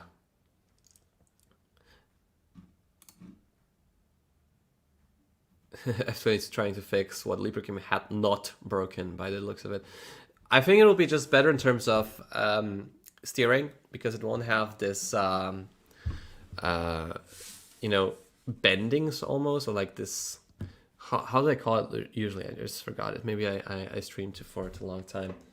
It should be a bit more sturdy with the construction. So yeah.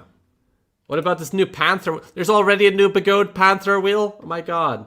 No, I can. It's like I make a stream and like in the middle of a stream there's already a new Begode wheel. All right.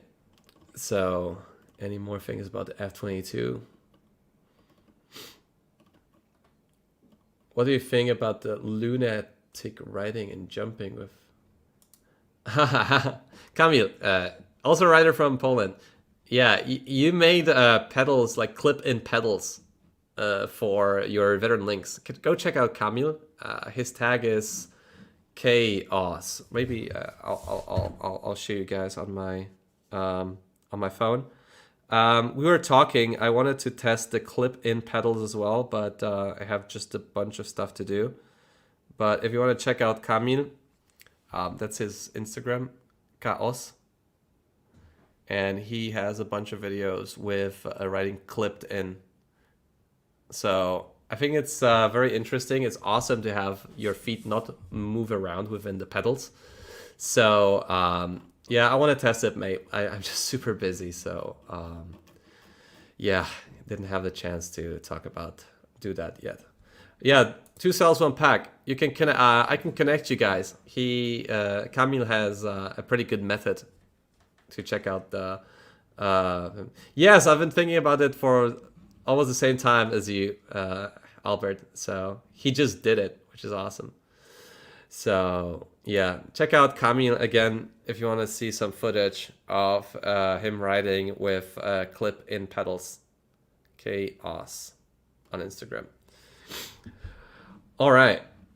So yeah, now I have just a bunch of non-wheel related things to talk about, which is also almost leads me to the topic, which is on the title of the live stream. I have a conundrum, and the conundrum is essentially this: review Burnout. I've been reviewing wheels for so long. I've been riding wheels for 5 years, and it's been so many wheels taking apart. And at this point, I'm just like, I just want to ride, man. I don't want to look into them. I don't want to see what's broken. I am almost like ready to give up some things in order just to have something work, because I got the V14, 1,000 kilometers, shock is broken. I need to fix it. I got the Extreme, 4,000 kilometers, sliders are broken. Need to fix it. Got the Blitz, 500 kilometers, air is leaking from the shock, squeaking issues. I got the veteran links. Links was probably one of the best performing wheels, but software issues. But in terms of everything else, probably the veteran was, the Lynx is one of the best behaving wheels that I've ever had. So at this point, I'm just a little bit tired of looking into the wheels. And like, you guys always ask me about you know, what wheel to get, and I'm super happy to answer you guys, and especially in this form, in live stream. So I can, you know, tell you guys what I think. But then I'm like, why do people just keep asking me what to buy? And okay, I have a channel that is dedicated to reviewing UCs. So I'll be super happy to just do more stuff with wheels, but not necessarily review them. I get a lot of wheels to test, especially now that my partnership, or just also the quality of Begode, has improved. So I get a lot of wheels to test. But yeah, I would just prefer to do a lot of various stuff. And the various stuff that I'm doing, probably you guys don't know about it. And I'm not sure if I should even do videos about it on this channel, because if you go onto my channel, you're like, I want to get info about wheels, or I want to see wheel related adventures. But I also do other stuff. And maybe that's something that would interest you too. I mean, now I'll just force it. I shove it down your throat. I apologize. I won't be delicate with you. I'll just shove it down. Okay, shut up, I am. But I'll just tell you a bit about a bunch of stuff that I'm in general interested in, apart from wheels. Because just like the amount of parts that changes, that needs to be fixed, that has just very niche specialists that can work on them. It's not like I have a bike and I just bring it here, 10 minutes of walking, I fix it, I get it back. So I know it's my job, I earn money from it, but I would love to do different stuff too. Especially, I think I'm funny. I feel like sometimes my jokes just don't get appreciated enough in the videos I do. I make so many jokes. I just think pun, and the people that know me, they can testify that it's true. My language is pun. My love language is pun.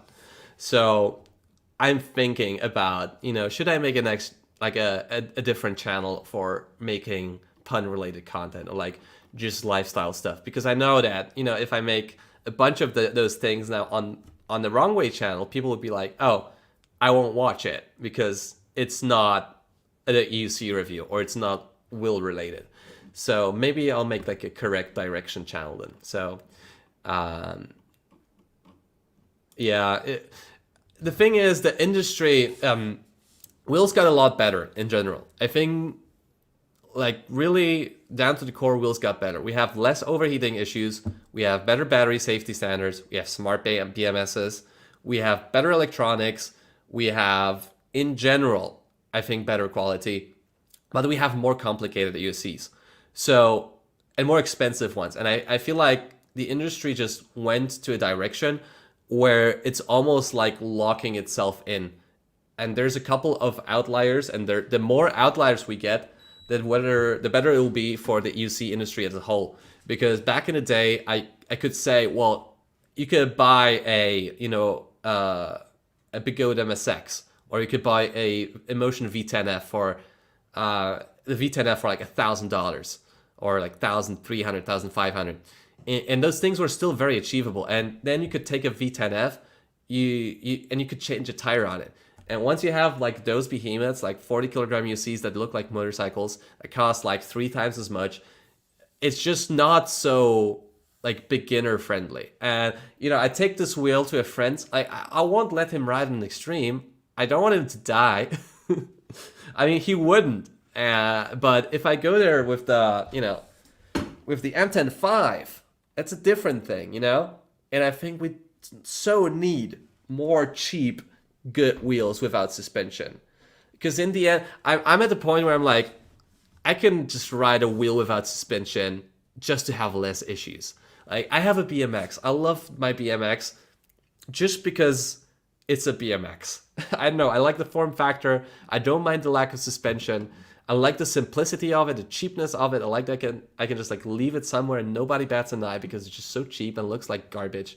So yeah, I feel like the industry as a whole has shifted to a very like pro-grade, prosumer, expensive, over-featured, feature-full EUCs, while at the end of the day, I started with a wheel with an on-off button, the V10F, fold-out pedals, a trolley handle, and that's it. And that was enough, and that was, a lot of happiness.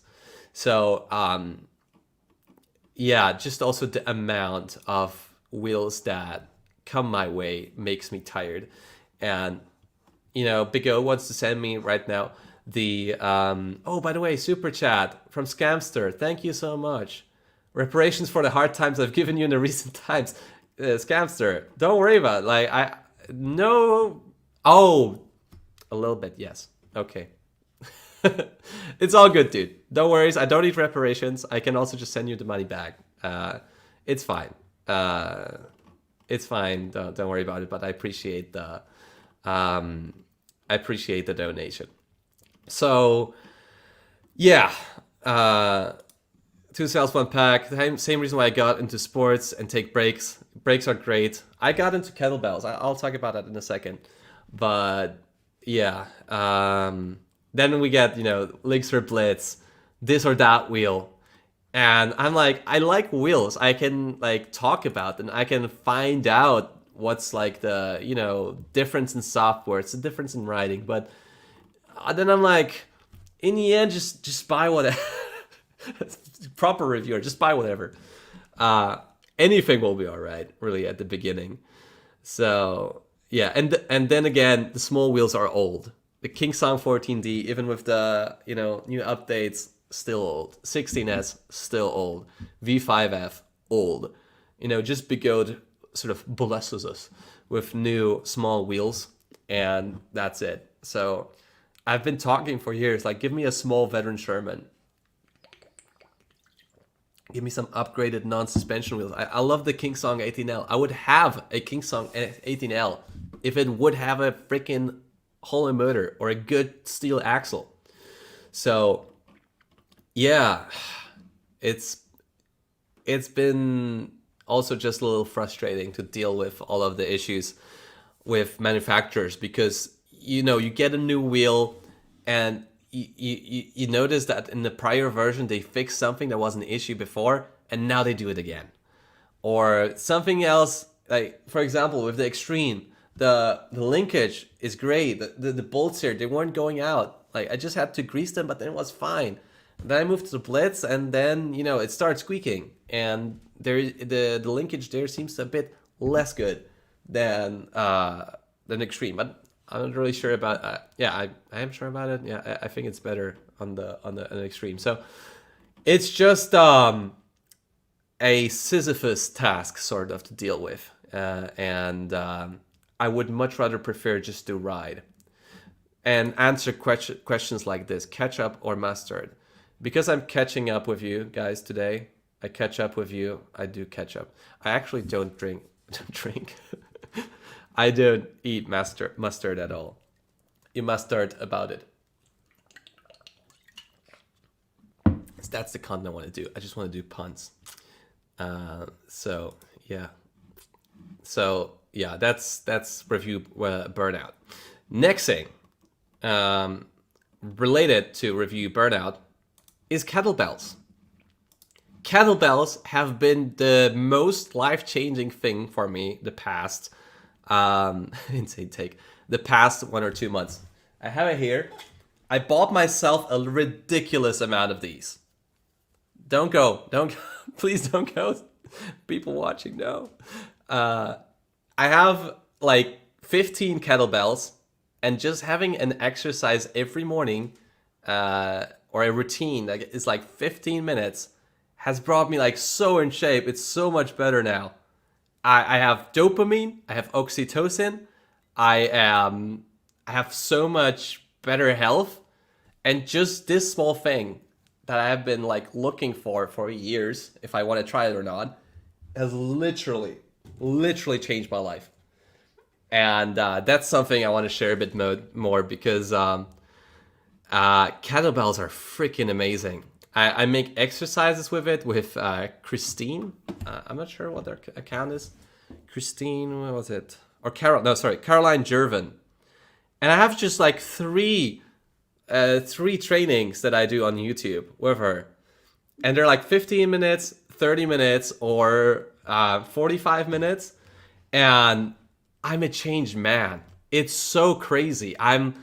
It's like, wow. And that's something I want to, you know, maybe inspire you guys to do too. If you have some kettlebells and you want to do a training, go for it. You can buy one and, you know, just give it back if you want to. If any kettlebell manufacturers want to collaborate with me, like hit me up on Instagram.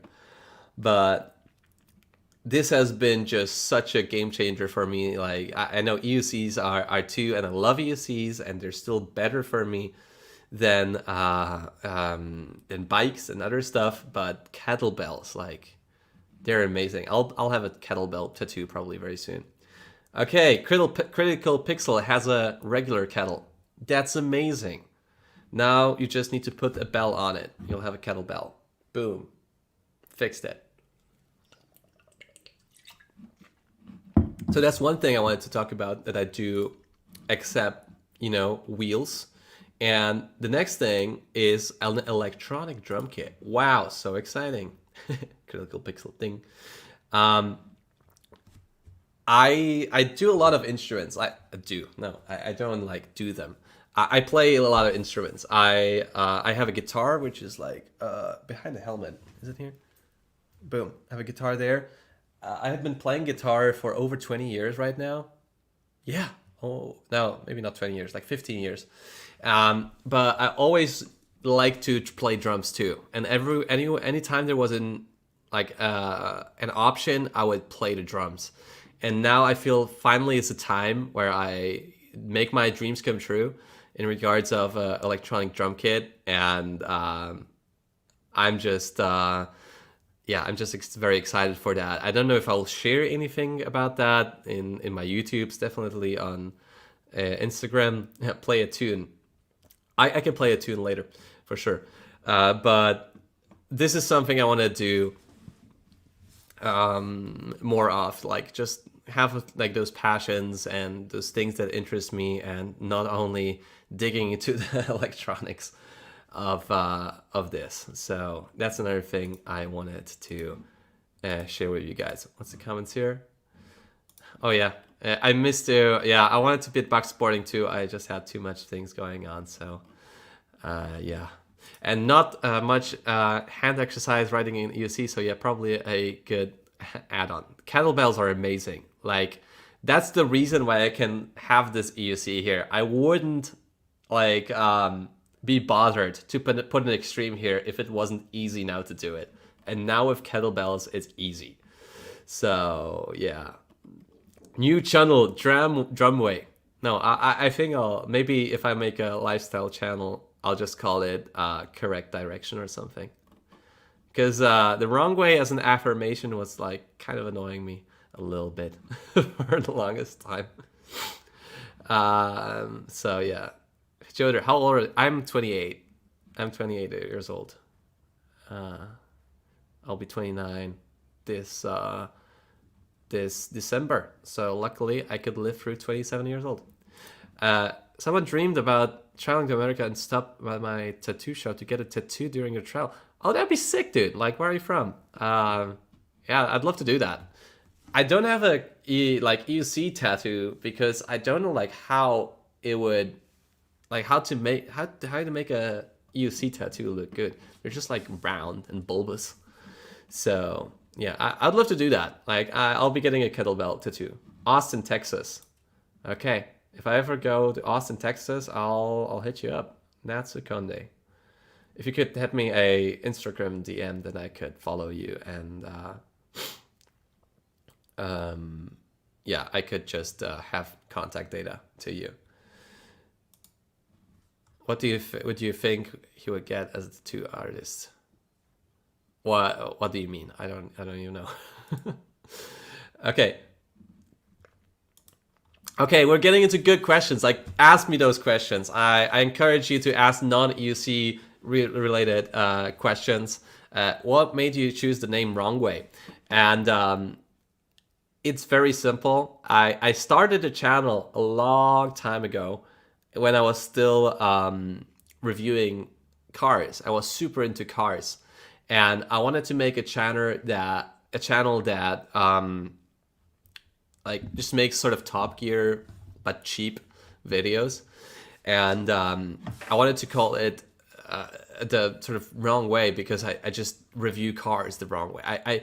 It's actually the opposite of what I'm doing on my channel right now. Like what I'm doing on the channel right now, on our Wrong Way channel, is the exact opposite of what I was thinking I would do on a YouTube channel. So let me explain. I just take a sip of water. I just wanted to make reviews that are silly, that are like a silly goose doing the reviews. I wanted to make, like, on the channel there is a video, maybe I can even show it to you guys, because like no one expect this. Like no one of you guys, or maybe some of you do, I don't know, went so far into my YouTube channel to see the daily drive a limo video. Drive limo wrong way. And that's the kind of stuff I wanted to do on YouTube. So look, that's the video. Daily driving, that's young wrong way for you guys.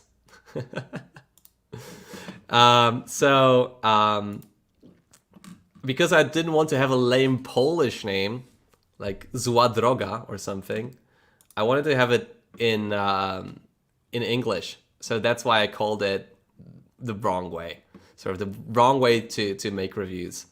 So yeah, guys, go deep into my channel. Like, just you can go into my channel. Like, there's a couple of videos that are so old. Look, you just filter it by old. Like, look at this. Like, what is this? Like, why this? I still have it on a channel because it's so stupid. This is my review of a freaking UAZ car. And this is definitely the wrong... Look at the CGI. Wow, look at that. I did that all on iMovie.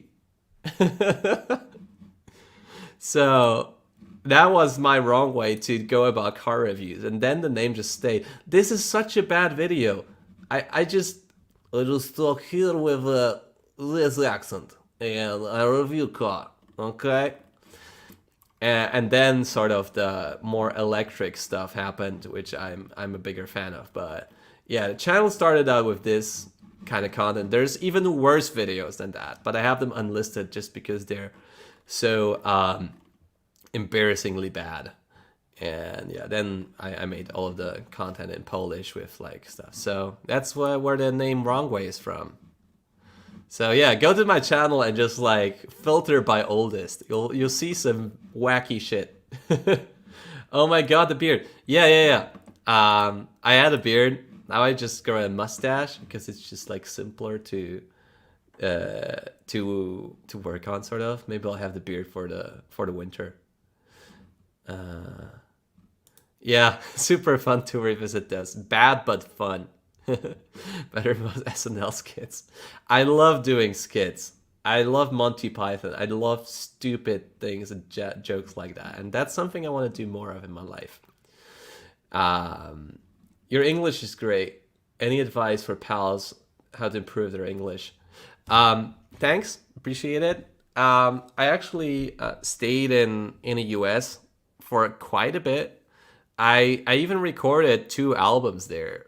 Like, music albums, but it's a long story with my dad, sort of. Maybe that's for another stream, but I stayed in the States on separate occasions, like for 2 months twice, and I stayed on vacation there too a couple times for a couple weeks. So that helps me. That helped me a lot. So yeah, if you just have people that speak English to talk to, you can learn a lot for just being in their environment. So usually that's the thing that's best, and just like watching English videos, just use the language all the time. So yeah. Okay, another question with the firmware issue. Yeah, you can check it out in the beginning of the video. I'll save the stream. We get another super donation. Oh my god, that's so much money. Thank you so much. Come on, man. Wait, is that Wukash? No. Come on, man. Do correct direction with punchlines about kettles. Liv was just a prophet back then. So seriously, good shape is the best protector you can get on sea. Yes! Like we talk about, about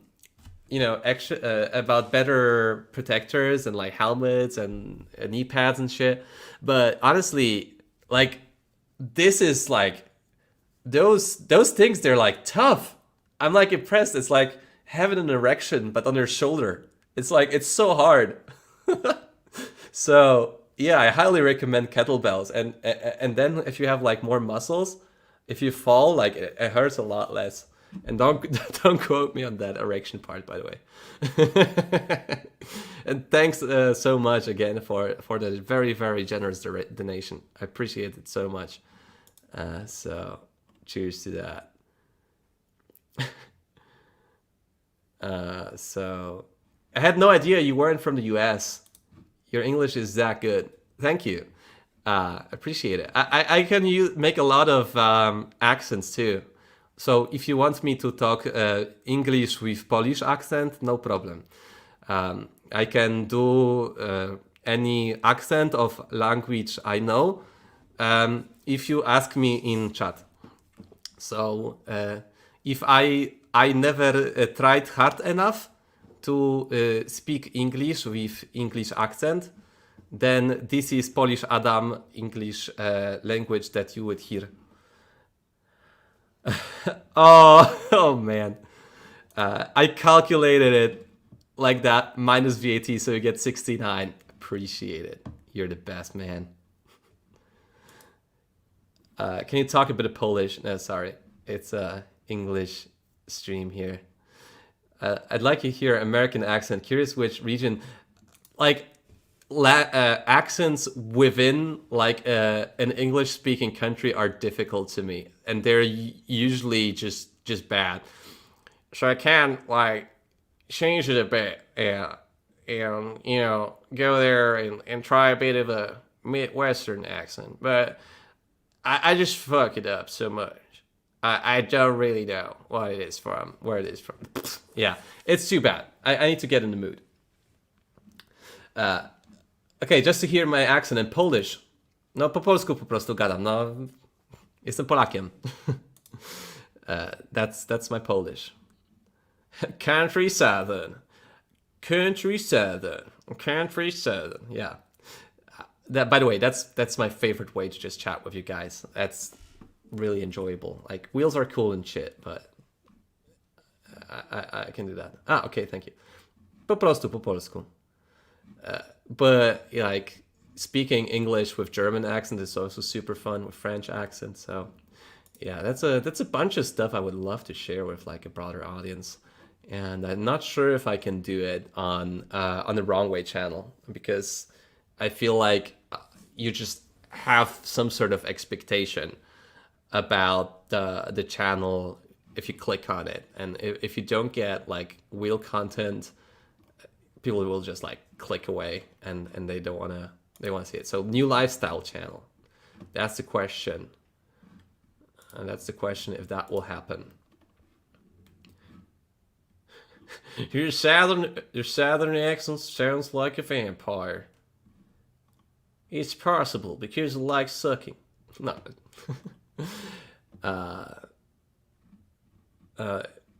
For me, your English is perfect to understand. I'm from Italy. Oh, that's a great.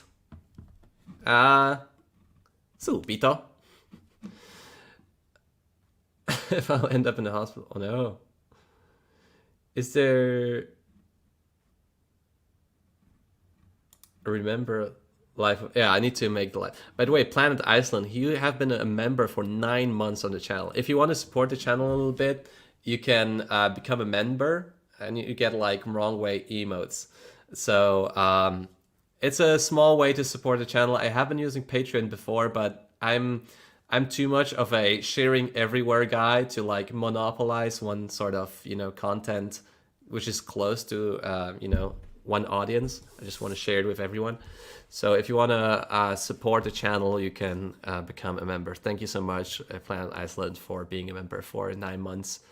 And I was even thinking if I could live off just memberships and not have like any shop affiliations, although I support some shops, would just make me, you know, on paper, a bit more like not connected to sales at all, even though I can do whatever I want with the cooperation I have now. But yeah, I would need to have like 1,000 members. So if I would have 1,000 members, I could, you know, just not have any affiliations. That'd be kind of cool. So yeah. And Furry Nonsense, I appreciate the name of the channel. You support the second channel idea. Awesome. Appreciate it. All right. We've been streaming for 2 hours now. It's been really, really pleasurable for me. If you have any questions really right now, most happily I'll be answering questions not about wheels. But if you have questions about wheels, I can answer them too. Since this is my job and I need to, you know, do my job well. So if you have any questions right now, I guess I can do it, and probably slowly we'll be closing up the stream. All right. Oh yeah, and Critical Pixel says, by the way, Critical Pixel, you're great. I love your song so much. I watch you doing random shizzle. I'd love to do I love to do random shizzle. Also, a Viking member for 23 months. Thank you so much for your support. Thank you so much again for your support. All right. Let's see. Do you have any occupation outside of being a social media content influencer at 9 to 5 p.m.? No, actually, I'm just doing wheels for years now. And that's the only thing. And I thought I would have a little bit more freedom, but I think at the same time, the social media stuff just boxed me in a way, because very rarely I have vacation. And currently I feel like I suffer from this a little bit, because the last like full vacation I had this year was in January when I went to visit my mom. And that was great. And like no social media at all.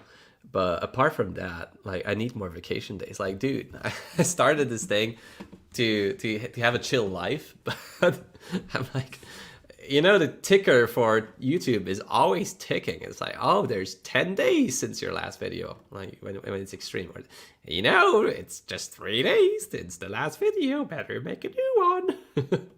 So yeah, it makes you a little bit crazy after a while. No, so I don't have a real job, but I'm thinking it would be probably good for my health to do something else, like take a month or two off YouTube, like design a wheel or do something else. But I do need to live and have money for it. It just eats up so much money, like rent, paying taxes, paying more taxes, fixing wheels, doing the content is just like have a lot of basic cost, which is frustrating me a little bit. So yeah, I just live off YouTube. Lucky dogs thrive. Furry nonsense. What did you do for a living before YouTube? I had the weirdest jobs, really. So I moved out. I almost escaped home. It was a tough situation, my dad. I did escape. I started, what did I start with? I think I started at a food company, and I was doing, I tried doing food commodity trading. The weirdest job. You just like buy a bulk amount of milk, like a full truckload of milk, and you just like sell it to someone else at an upmark. It's terrible. It's just like a middleman. I didn't like want to look at milk products, dairy products for like years after that. I was doing that. I never actually got a sale for the half of a year I was doing then. I worked 3 days as a dishwasher in a restaurant. That sucked. I was testing games, one of the funnest jobs I've ever had. Super, super, super fun to do. Great people I met there. Lovely, lovely experience. I was doing customer service, and I was working on the phone. Also a couple times, I had two separate jobs, like fixing Philips TVs from Germany.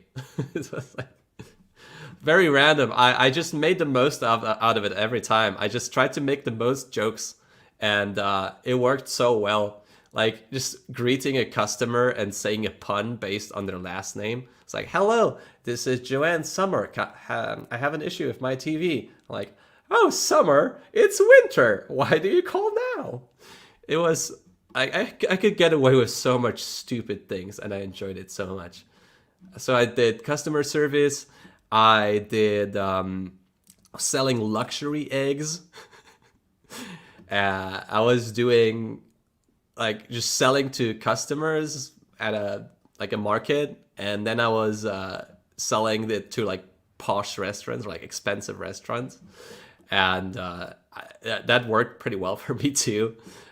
Wasn't the best cooperation with the company itself, but yeah, I did that, and I was teaching guitar because I play guitar pretty well. So really weird jobs, and turns out the least stable of them all, YouTube, turns out to be the most like the most long distance one in the long run. So thank you guys for making it possible. I really appreciate it. You blink You bring balance and love into my life. So thank you so much, guys. 2 Cells 1 Pack asked, Albert, what kind of wheel would you design and which manufacturer would you partner with ideally? I would want to make my own company. I could work with a manufacturer. That'd be super cool. I don't know which one. It's like, the thing I'm most worried about is quality assurance, because like the idea can be great.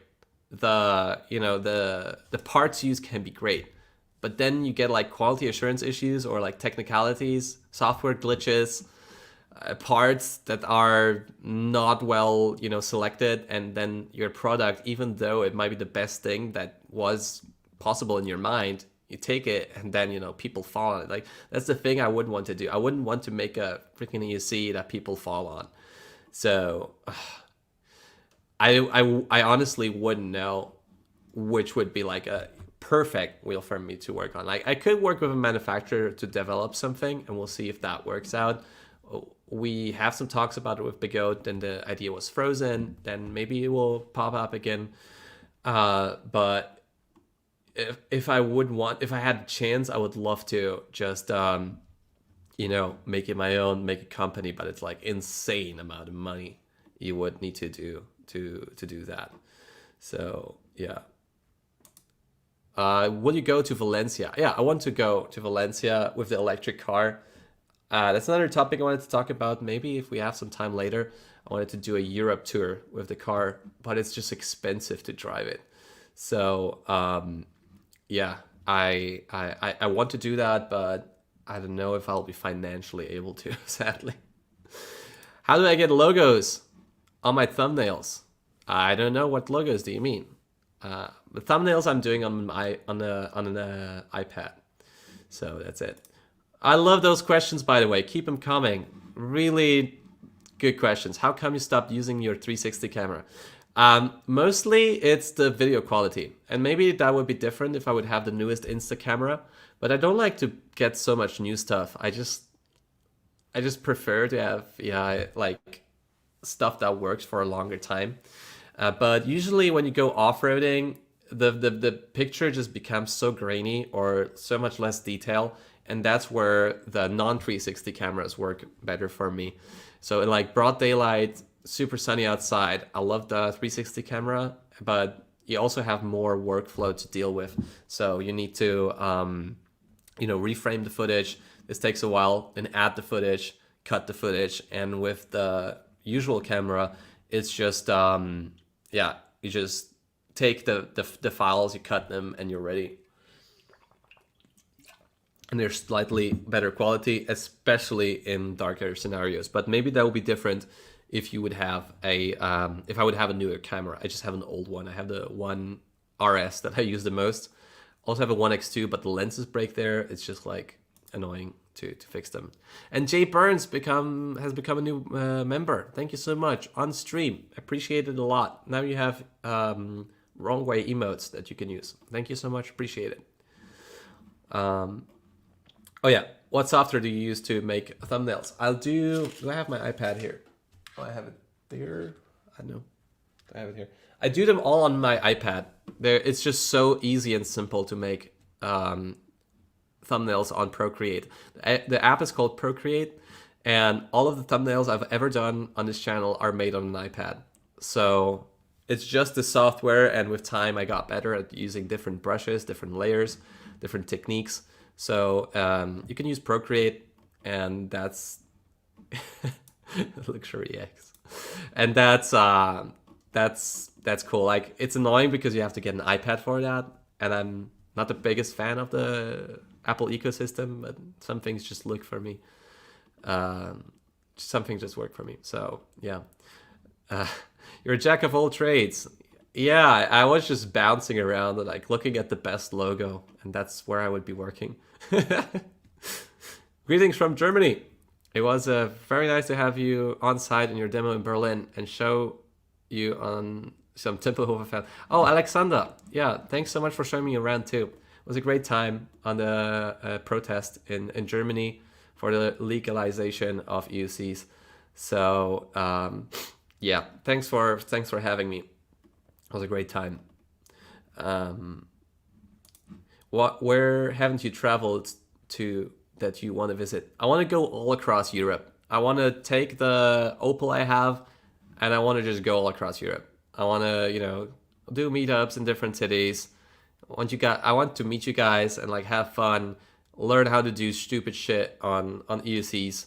So, in terms of like specific places in Europe, I'm currently not so like I'm still interested, but it's not like a super big thing.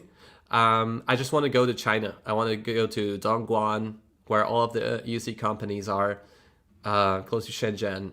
And yeah, that's what I want to visit the most. And probably that's the most plausible one I could do in the future, like couple months. And we got 20 gifted from Hey Viking. That's amazing. I don't even fully know what that is, but thank you so much. Thank you for 20 memberships, A Viking. I appreciate that. Gifted memberships. So yeah, number one on the list is China. I want to actually. Do I have it here? I think I have a to-go list somewhere here, on my notes. No, that's not that. I have a to-go list, and number one is Dongguan in China, and I want to go to Overheat Hill, where Marty is in California. I want to go to Vancouver again. I really wanted to go there like around the time that is now, but I don't have the funds for it. So yeah, I really want to visit all of you guys in Vancouver again. I miss you so much. And yeah, I wanted to go all across the US a little bit to visit some people. So I think that would be exciting too. And yeah, South America, yeah, mostly outside of Europe, but the first thing on the list would be, I guess, China, and then doing some sort of Europe tour if that would be possible. All right, let's see about more questions.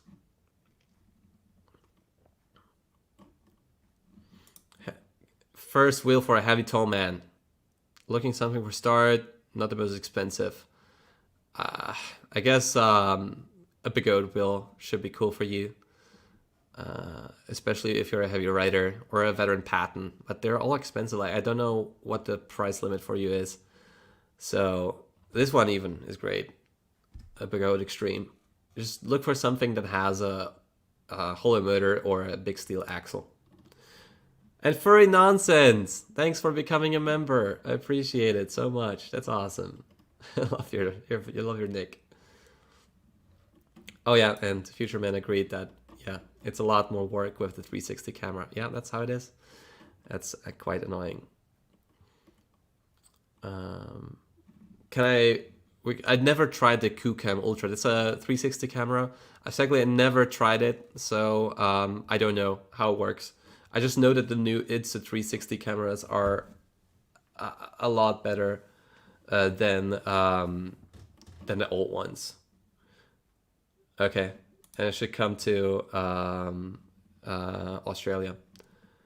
Whatever happened to Kelly Chameleon? Well, you can check on their Instagram. She's mostly riding one wheels now, I believe. She's still riding a bit on the EUCs.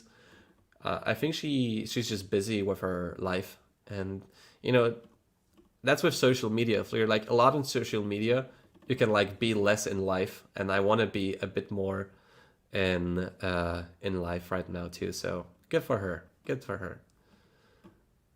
Okay, and B. Hendricks is a new member. Cheers. Thank you, Viking. Oh, so you became the new member because of the gifted. Oh, that's sick. Okay, I love that. Taiwan, get some riders too. Yeah. Free memberships. Okay, so it's free memberships, 20 gifted. Awesome. So who wants a membership? Take it. Thank you so much. If you come to Hawaii, Oahu, let me know. Sure, I'll let you know. Come to San Diego. Yeah, I'd love to visit San Diego. And it's very sunny there, I believe, right? What about visiting South America? Yes, yeah, like Chile and Argentina, definitely. I don't know about the other countries, but I have some writers there, friends there, mostly Juan Piaski. So they'll be great. How long isn't speaker English? Scooter Gang! Hello, Scooter Gang!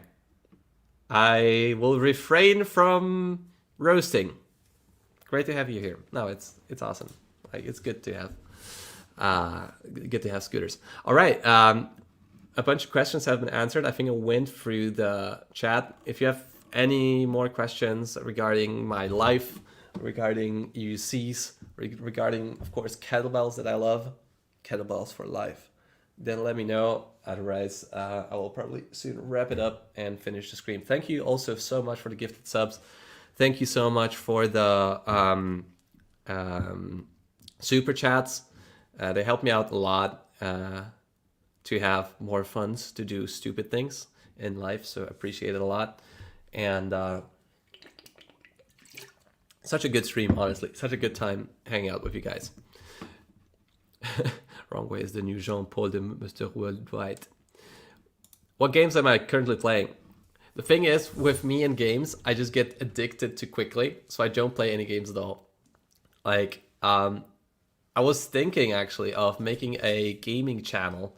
I think that would be pretty hilarious because I just get addicted so quickly, and I talk all the time. I just like to do commentary that doesn't make sense, or like wordplay. So, oh, a Viking again with 10 more gifted. So thank you so much again. Sick. That's amazing. Thank you so much, a Viking. But yeah, I'm not playing any games currently. Also not playing any games with people, trying to be honest. Oh, in Finland, I could ride too at -30. Thank you so much. I appreciate it. How long have I been speaking English? I don't know. I guess it started in school, so probably over 18 years I've been talking English. And yeah, I want to hear the guitar playing. Okay, maybe I can play a little bit of guitar if I find a pick. Oh, I found a pick. Okay, so maybe for the end of a stream, well, once I answer all of the questions, I'll play a little bit of a guitar. New Call of Duty coming soon. All right, I never played so much Call of Duty. Do you know any comments about the new Begode X-Way? I talked about it a bit earlier in the stream, so you can just look at the stream before to check my comments on the X-Way. And Javi is now a member too, thanks to a Viking. Hi, Javi. Yeah. Viking is on a roll with those memberships. Yeah. Paul E-Wheels is now a member too, thanks to a Viking. That's awesome. Yeah, get those wrong way comments. I can't show them now because they're like text, but you can see them in yeah, you can see them in chat. Sick. Crashy ride now too. Thanks so much for the gifteds. That's awesome. All right, guys. Last round of questions, and then I'll play guitar. 5 more kettlebells behind me. Yeah, I have. I actually have. How many do I have? 9. I have like 15 kettlebells, ranging from 1 kilo to 28 kilo. So I have a lot of kettlebells. I love kettlebells. If there's anything I would suggest you to get into, it's kettlebells. So yeah. Oh yeah, a new Wrong Way intro. I wanted to record it, but I wanted to do it the right way because I wanted to re-record the song to make it just a bit more better quality, and you know, it sounds totally the same, but a new visuals too. It has been just like so much of a task. I just think about it and I never do it. So that's something I want to get better at too, because I keep thinking about it, and during the time when I'm thinking about it, I don't do it. And then I just spend time on thinking about things instead of actually doing them. So yeah, I want to do it. I'm just like bad at it, honestly. Wait, neutralize that channel. I saw KB Way. Yes, I'm the Kettle boy. It's Kettle boy. My pleasure to meet you. Guitar music ending. Yes. Kiev Unicycle community will be glad to see you here. I'd love to visit Kiev and also Odessa. I have friends in Odessa. By the way, support Ukraine. It's terrible what's happening to you guys right there. But yeah, I'd love to visit you. Both Kiev and Odessa and maybe some other places too. Wrongway, your videos are being recommended more because of all the memberships. That's sick. Okay, that's great. I'm happy to hear that. All right, a victory worth celebrating. Thanks. Okay, don't think, just do. Yeah, that's what I'm kind of really good at that, but not with every part of my life. So yeah, just do it. I'm trying my best. New Wrongway song would be awesome. I wanted to make a EUC related song too at some point. So oh my freaking god, Jay Burns, $100 good donation. Thank you so much. That's really kind of you. Appreciate it. Okay, now I have a motivation to make a new channel. Thank you so much. I appreciate it honestly much. That's really kind of you. So yeah, wow, I'm thrilled. Thank you so much again. Guess I gotta make a new channel now, huh? Thanks. Oh boy. New Wrongway song would be sick. Pop down to Newcastle. Keep out the great work. Would you organize a tour of Poland? Yes. A Sherman L would be perfect for that. But yeah, not now, not in this weather. I still need to do the extreme mountain climb though, because you guys made the likes. I didn't deliver on that. I need to deliver on this. Awesome channel. Yeah, thank you so much. Once again, $100. I think that's the biggest donation I've ever had. So thank you so much.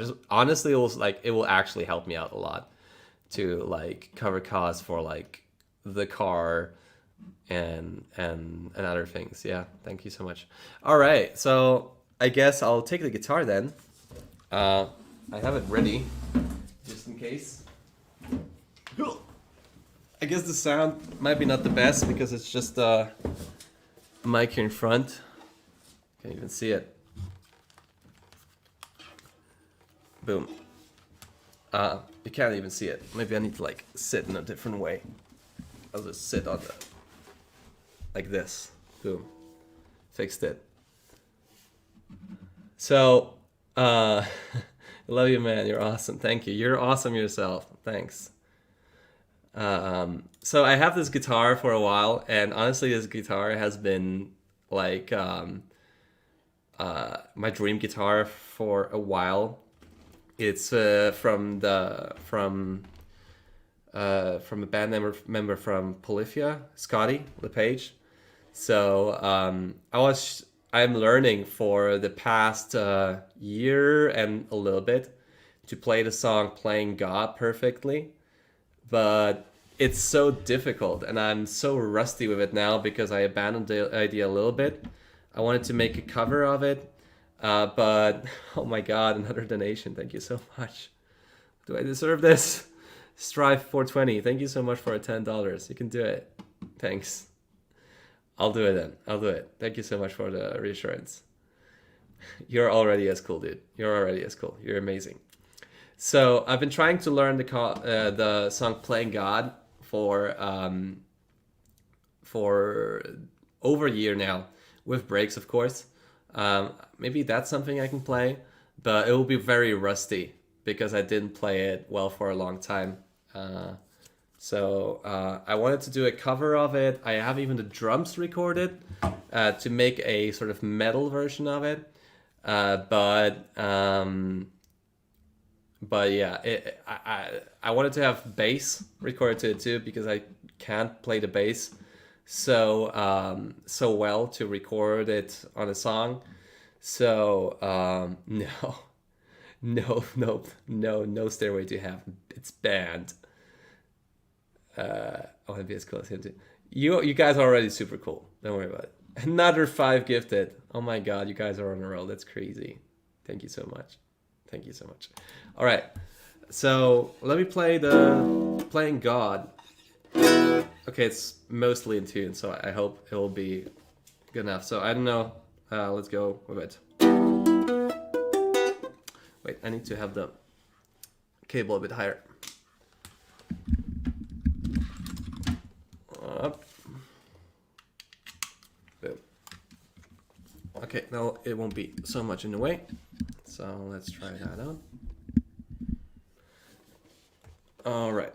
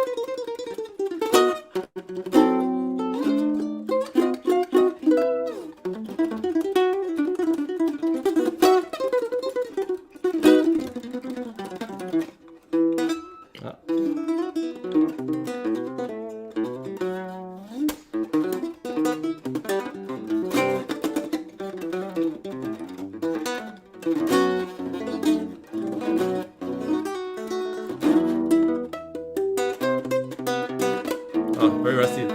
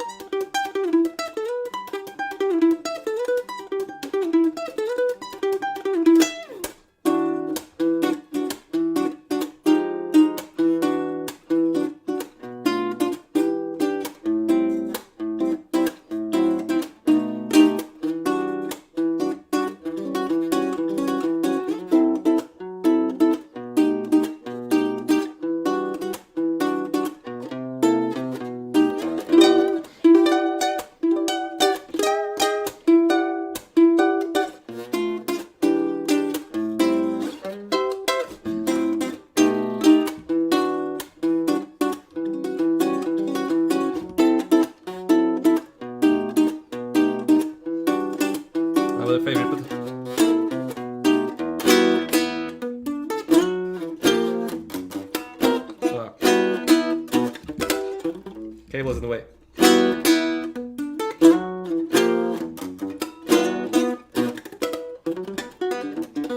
The cable! No! I need to move it to the side. Get out of the way, cable.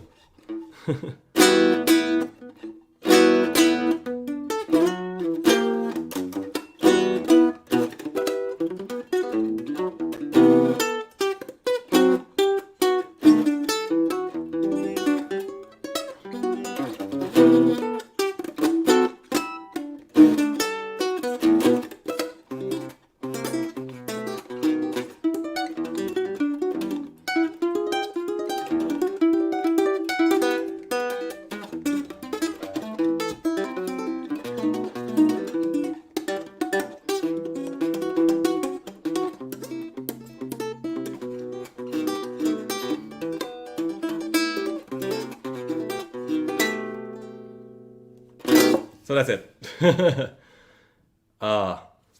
Neighbor is complaining. I think it's fine. The guitar is pretty loud. I mean, pretty quiet. So yeah, that's the song I've been trying to play properly for a while. And apart from that, I do play other stuff too. Thanks. Yeah. That was the plan, honestly, with the song. That's the plan. We need to get together to get you an amp. I have an amp already. I have an amp. I have an electric guitar, so don't worry about that. But yeah, that was the plan. I just need to be very precise with the song because it's like so hard to play like properly. So yeah. And apart from that, I do a bunch of other stuff like, you know,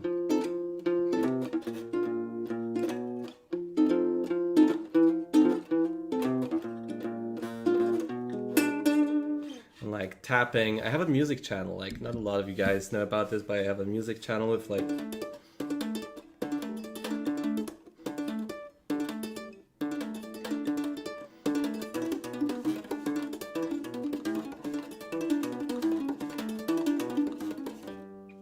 other stuff. Just playing guitar and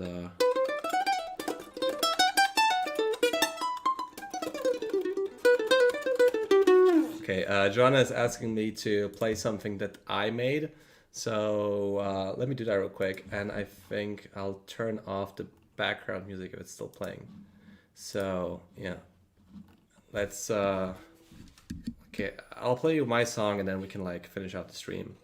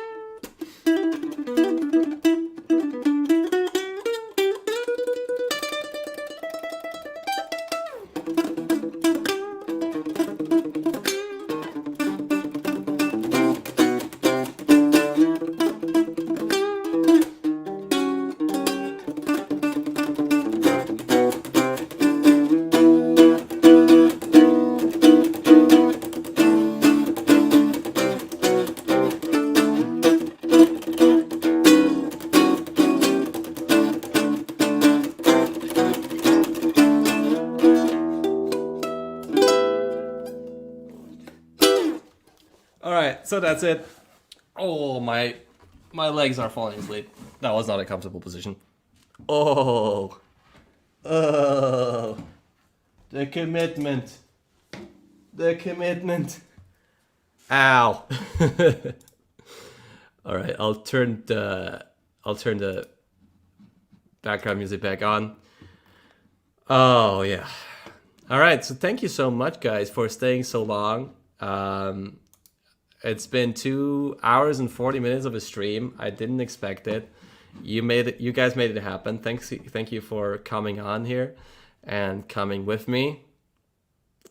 And yeah, let's do that again. Hopefully, maybe with Albert. That would be super fun to do it with 2 cells 1 pack, just to chat and laugh for a lot, because yeah, we can laugh a lot together. So yeah, I'll be ending the stream. Thank you so much, you guys, for coming once again. Thanks for all of the generous donations. Thank you so much, Jay Burns, to your $100 donation. Thanks for all of the gifted, A Viking. So you guys could enjoy it. Thank you for Strive to 420, sorry, very important number. Again, thank you for all you guys just joining in, giving some nice things to talk about. Yeah, it was a great time to hang out with you guys. Thank you once again also for coming in such big numbers. Honestly, when I was starting out with the stream, I didn't think I would have like an audience at all, because I didn't post for a while. So thanks again, guys, for coming. Thanks for all the wrong way emotes. Fly your new emotes. Have a good night. 420 34/7. That's accurate. That's accurate. No, it's not 24/7. It's 34/7, my friend. So yeah, catch you later. Bye bye, and let's end the stream here. Bye bye. Take care, guys. Cheers.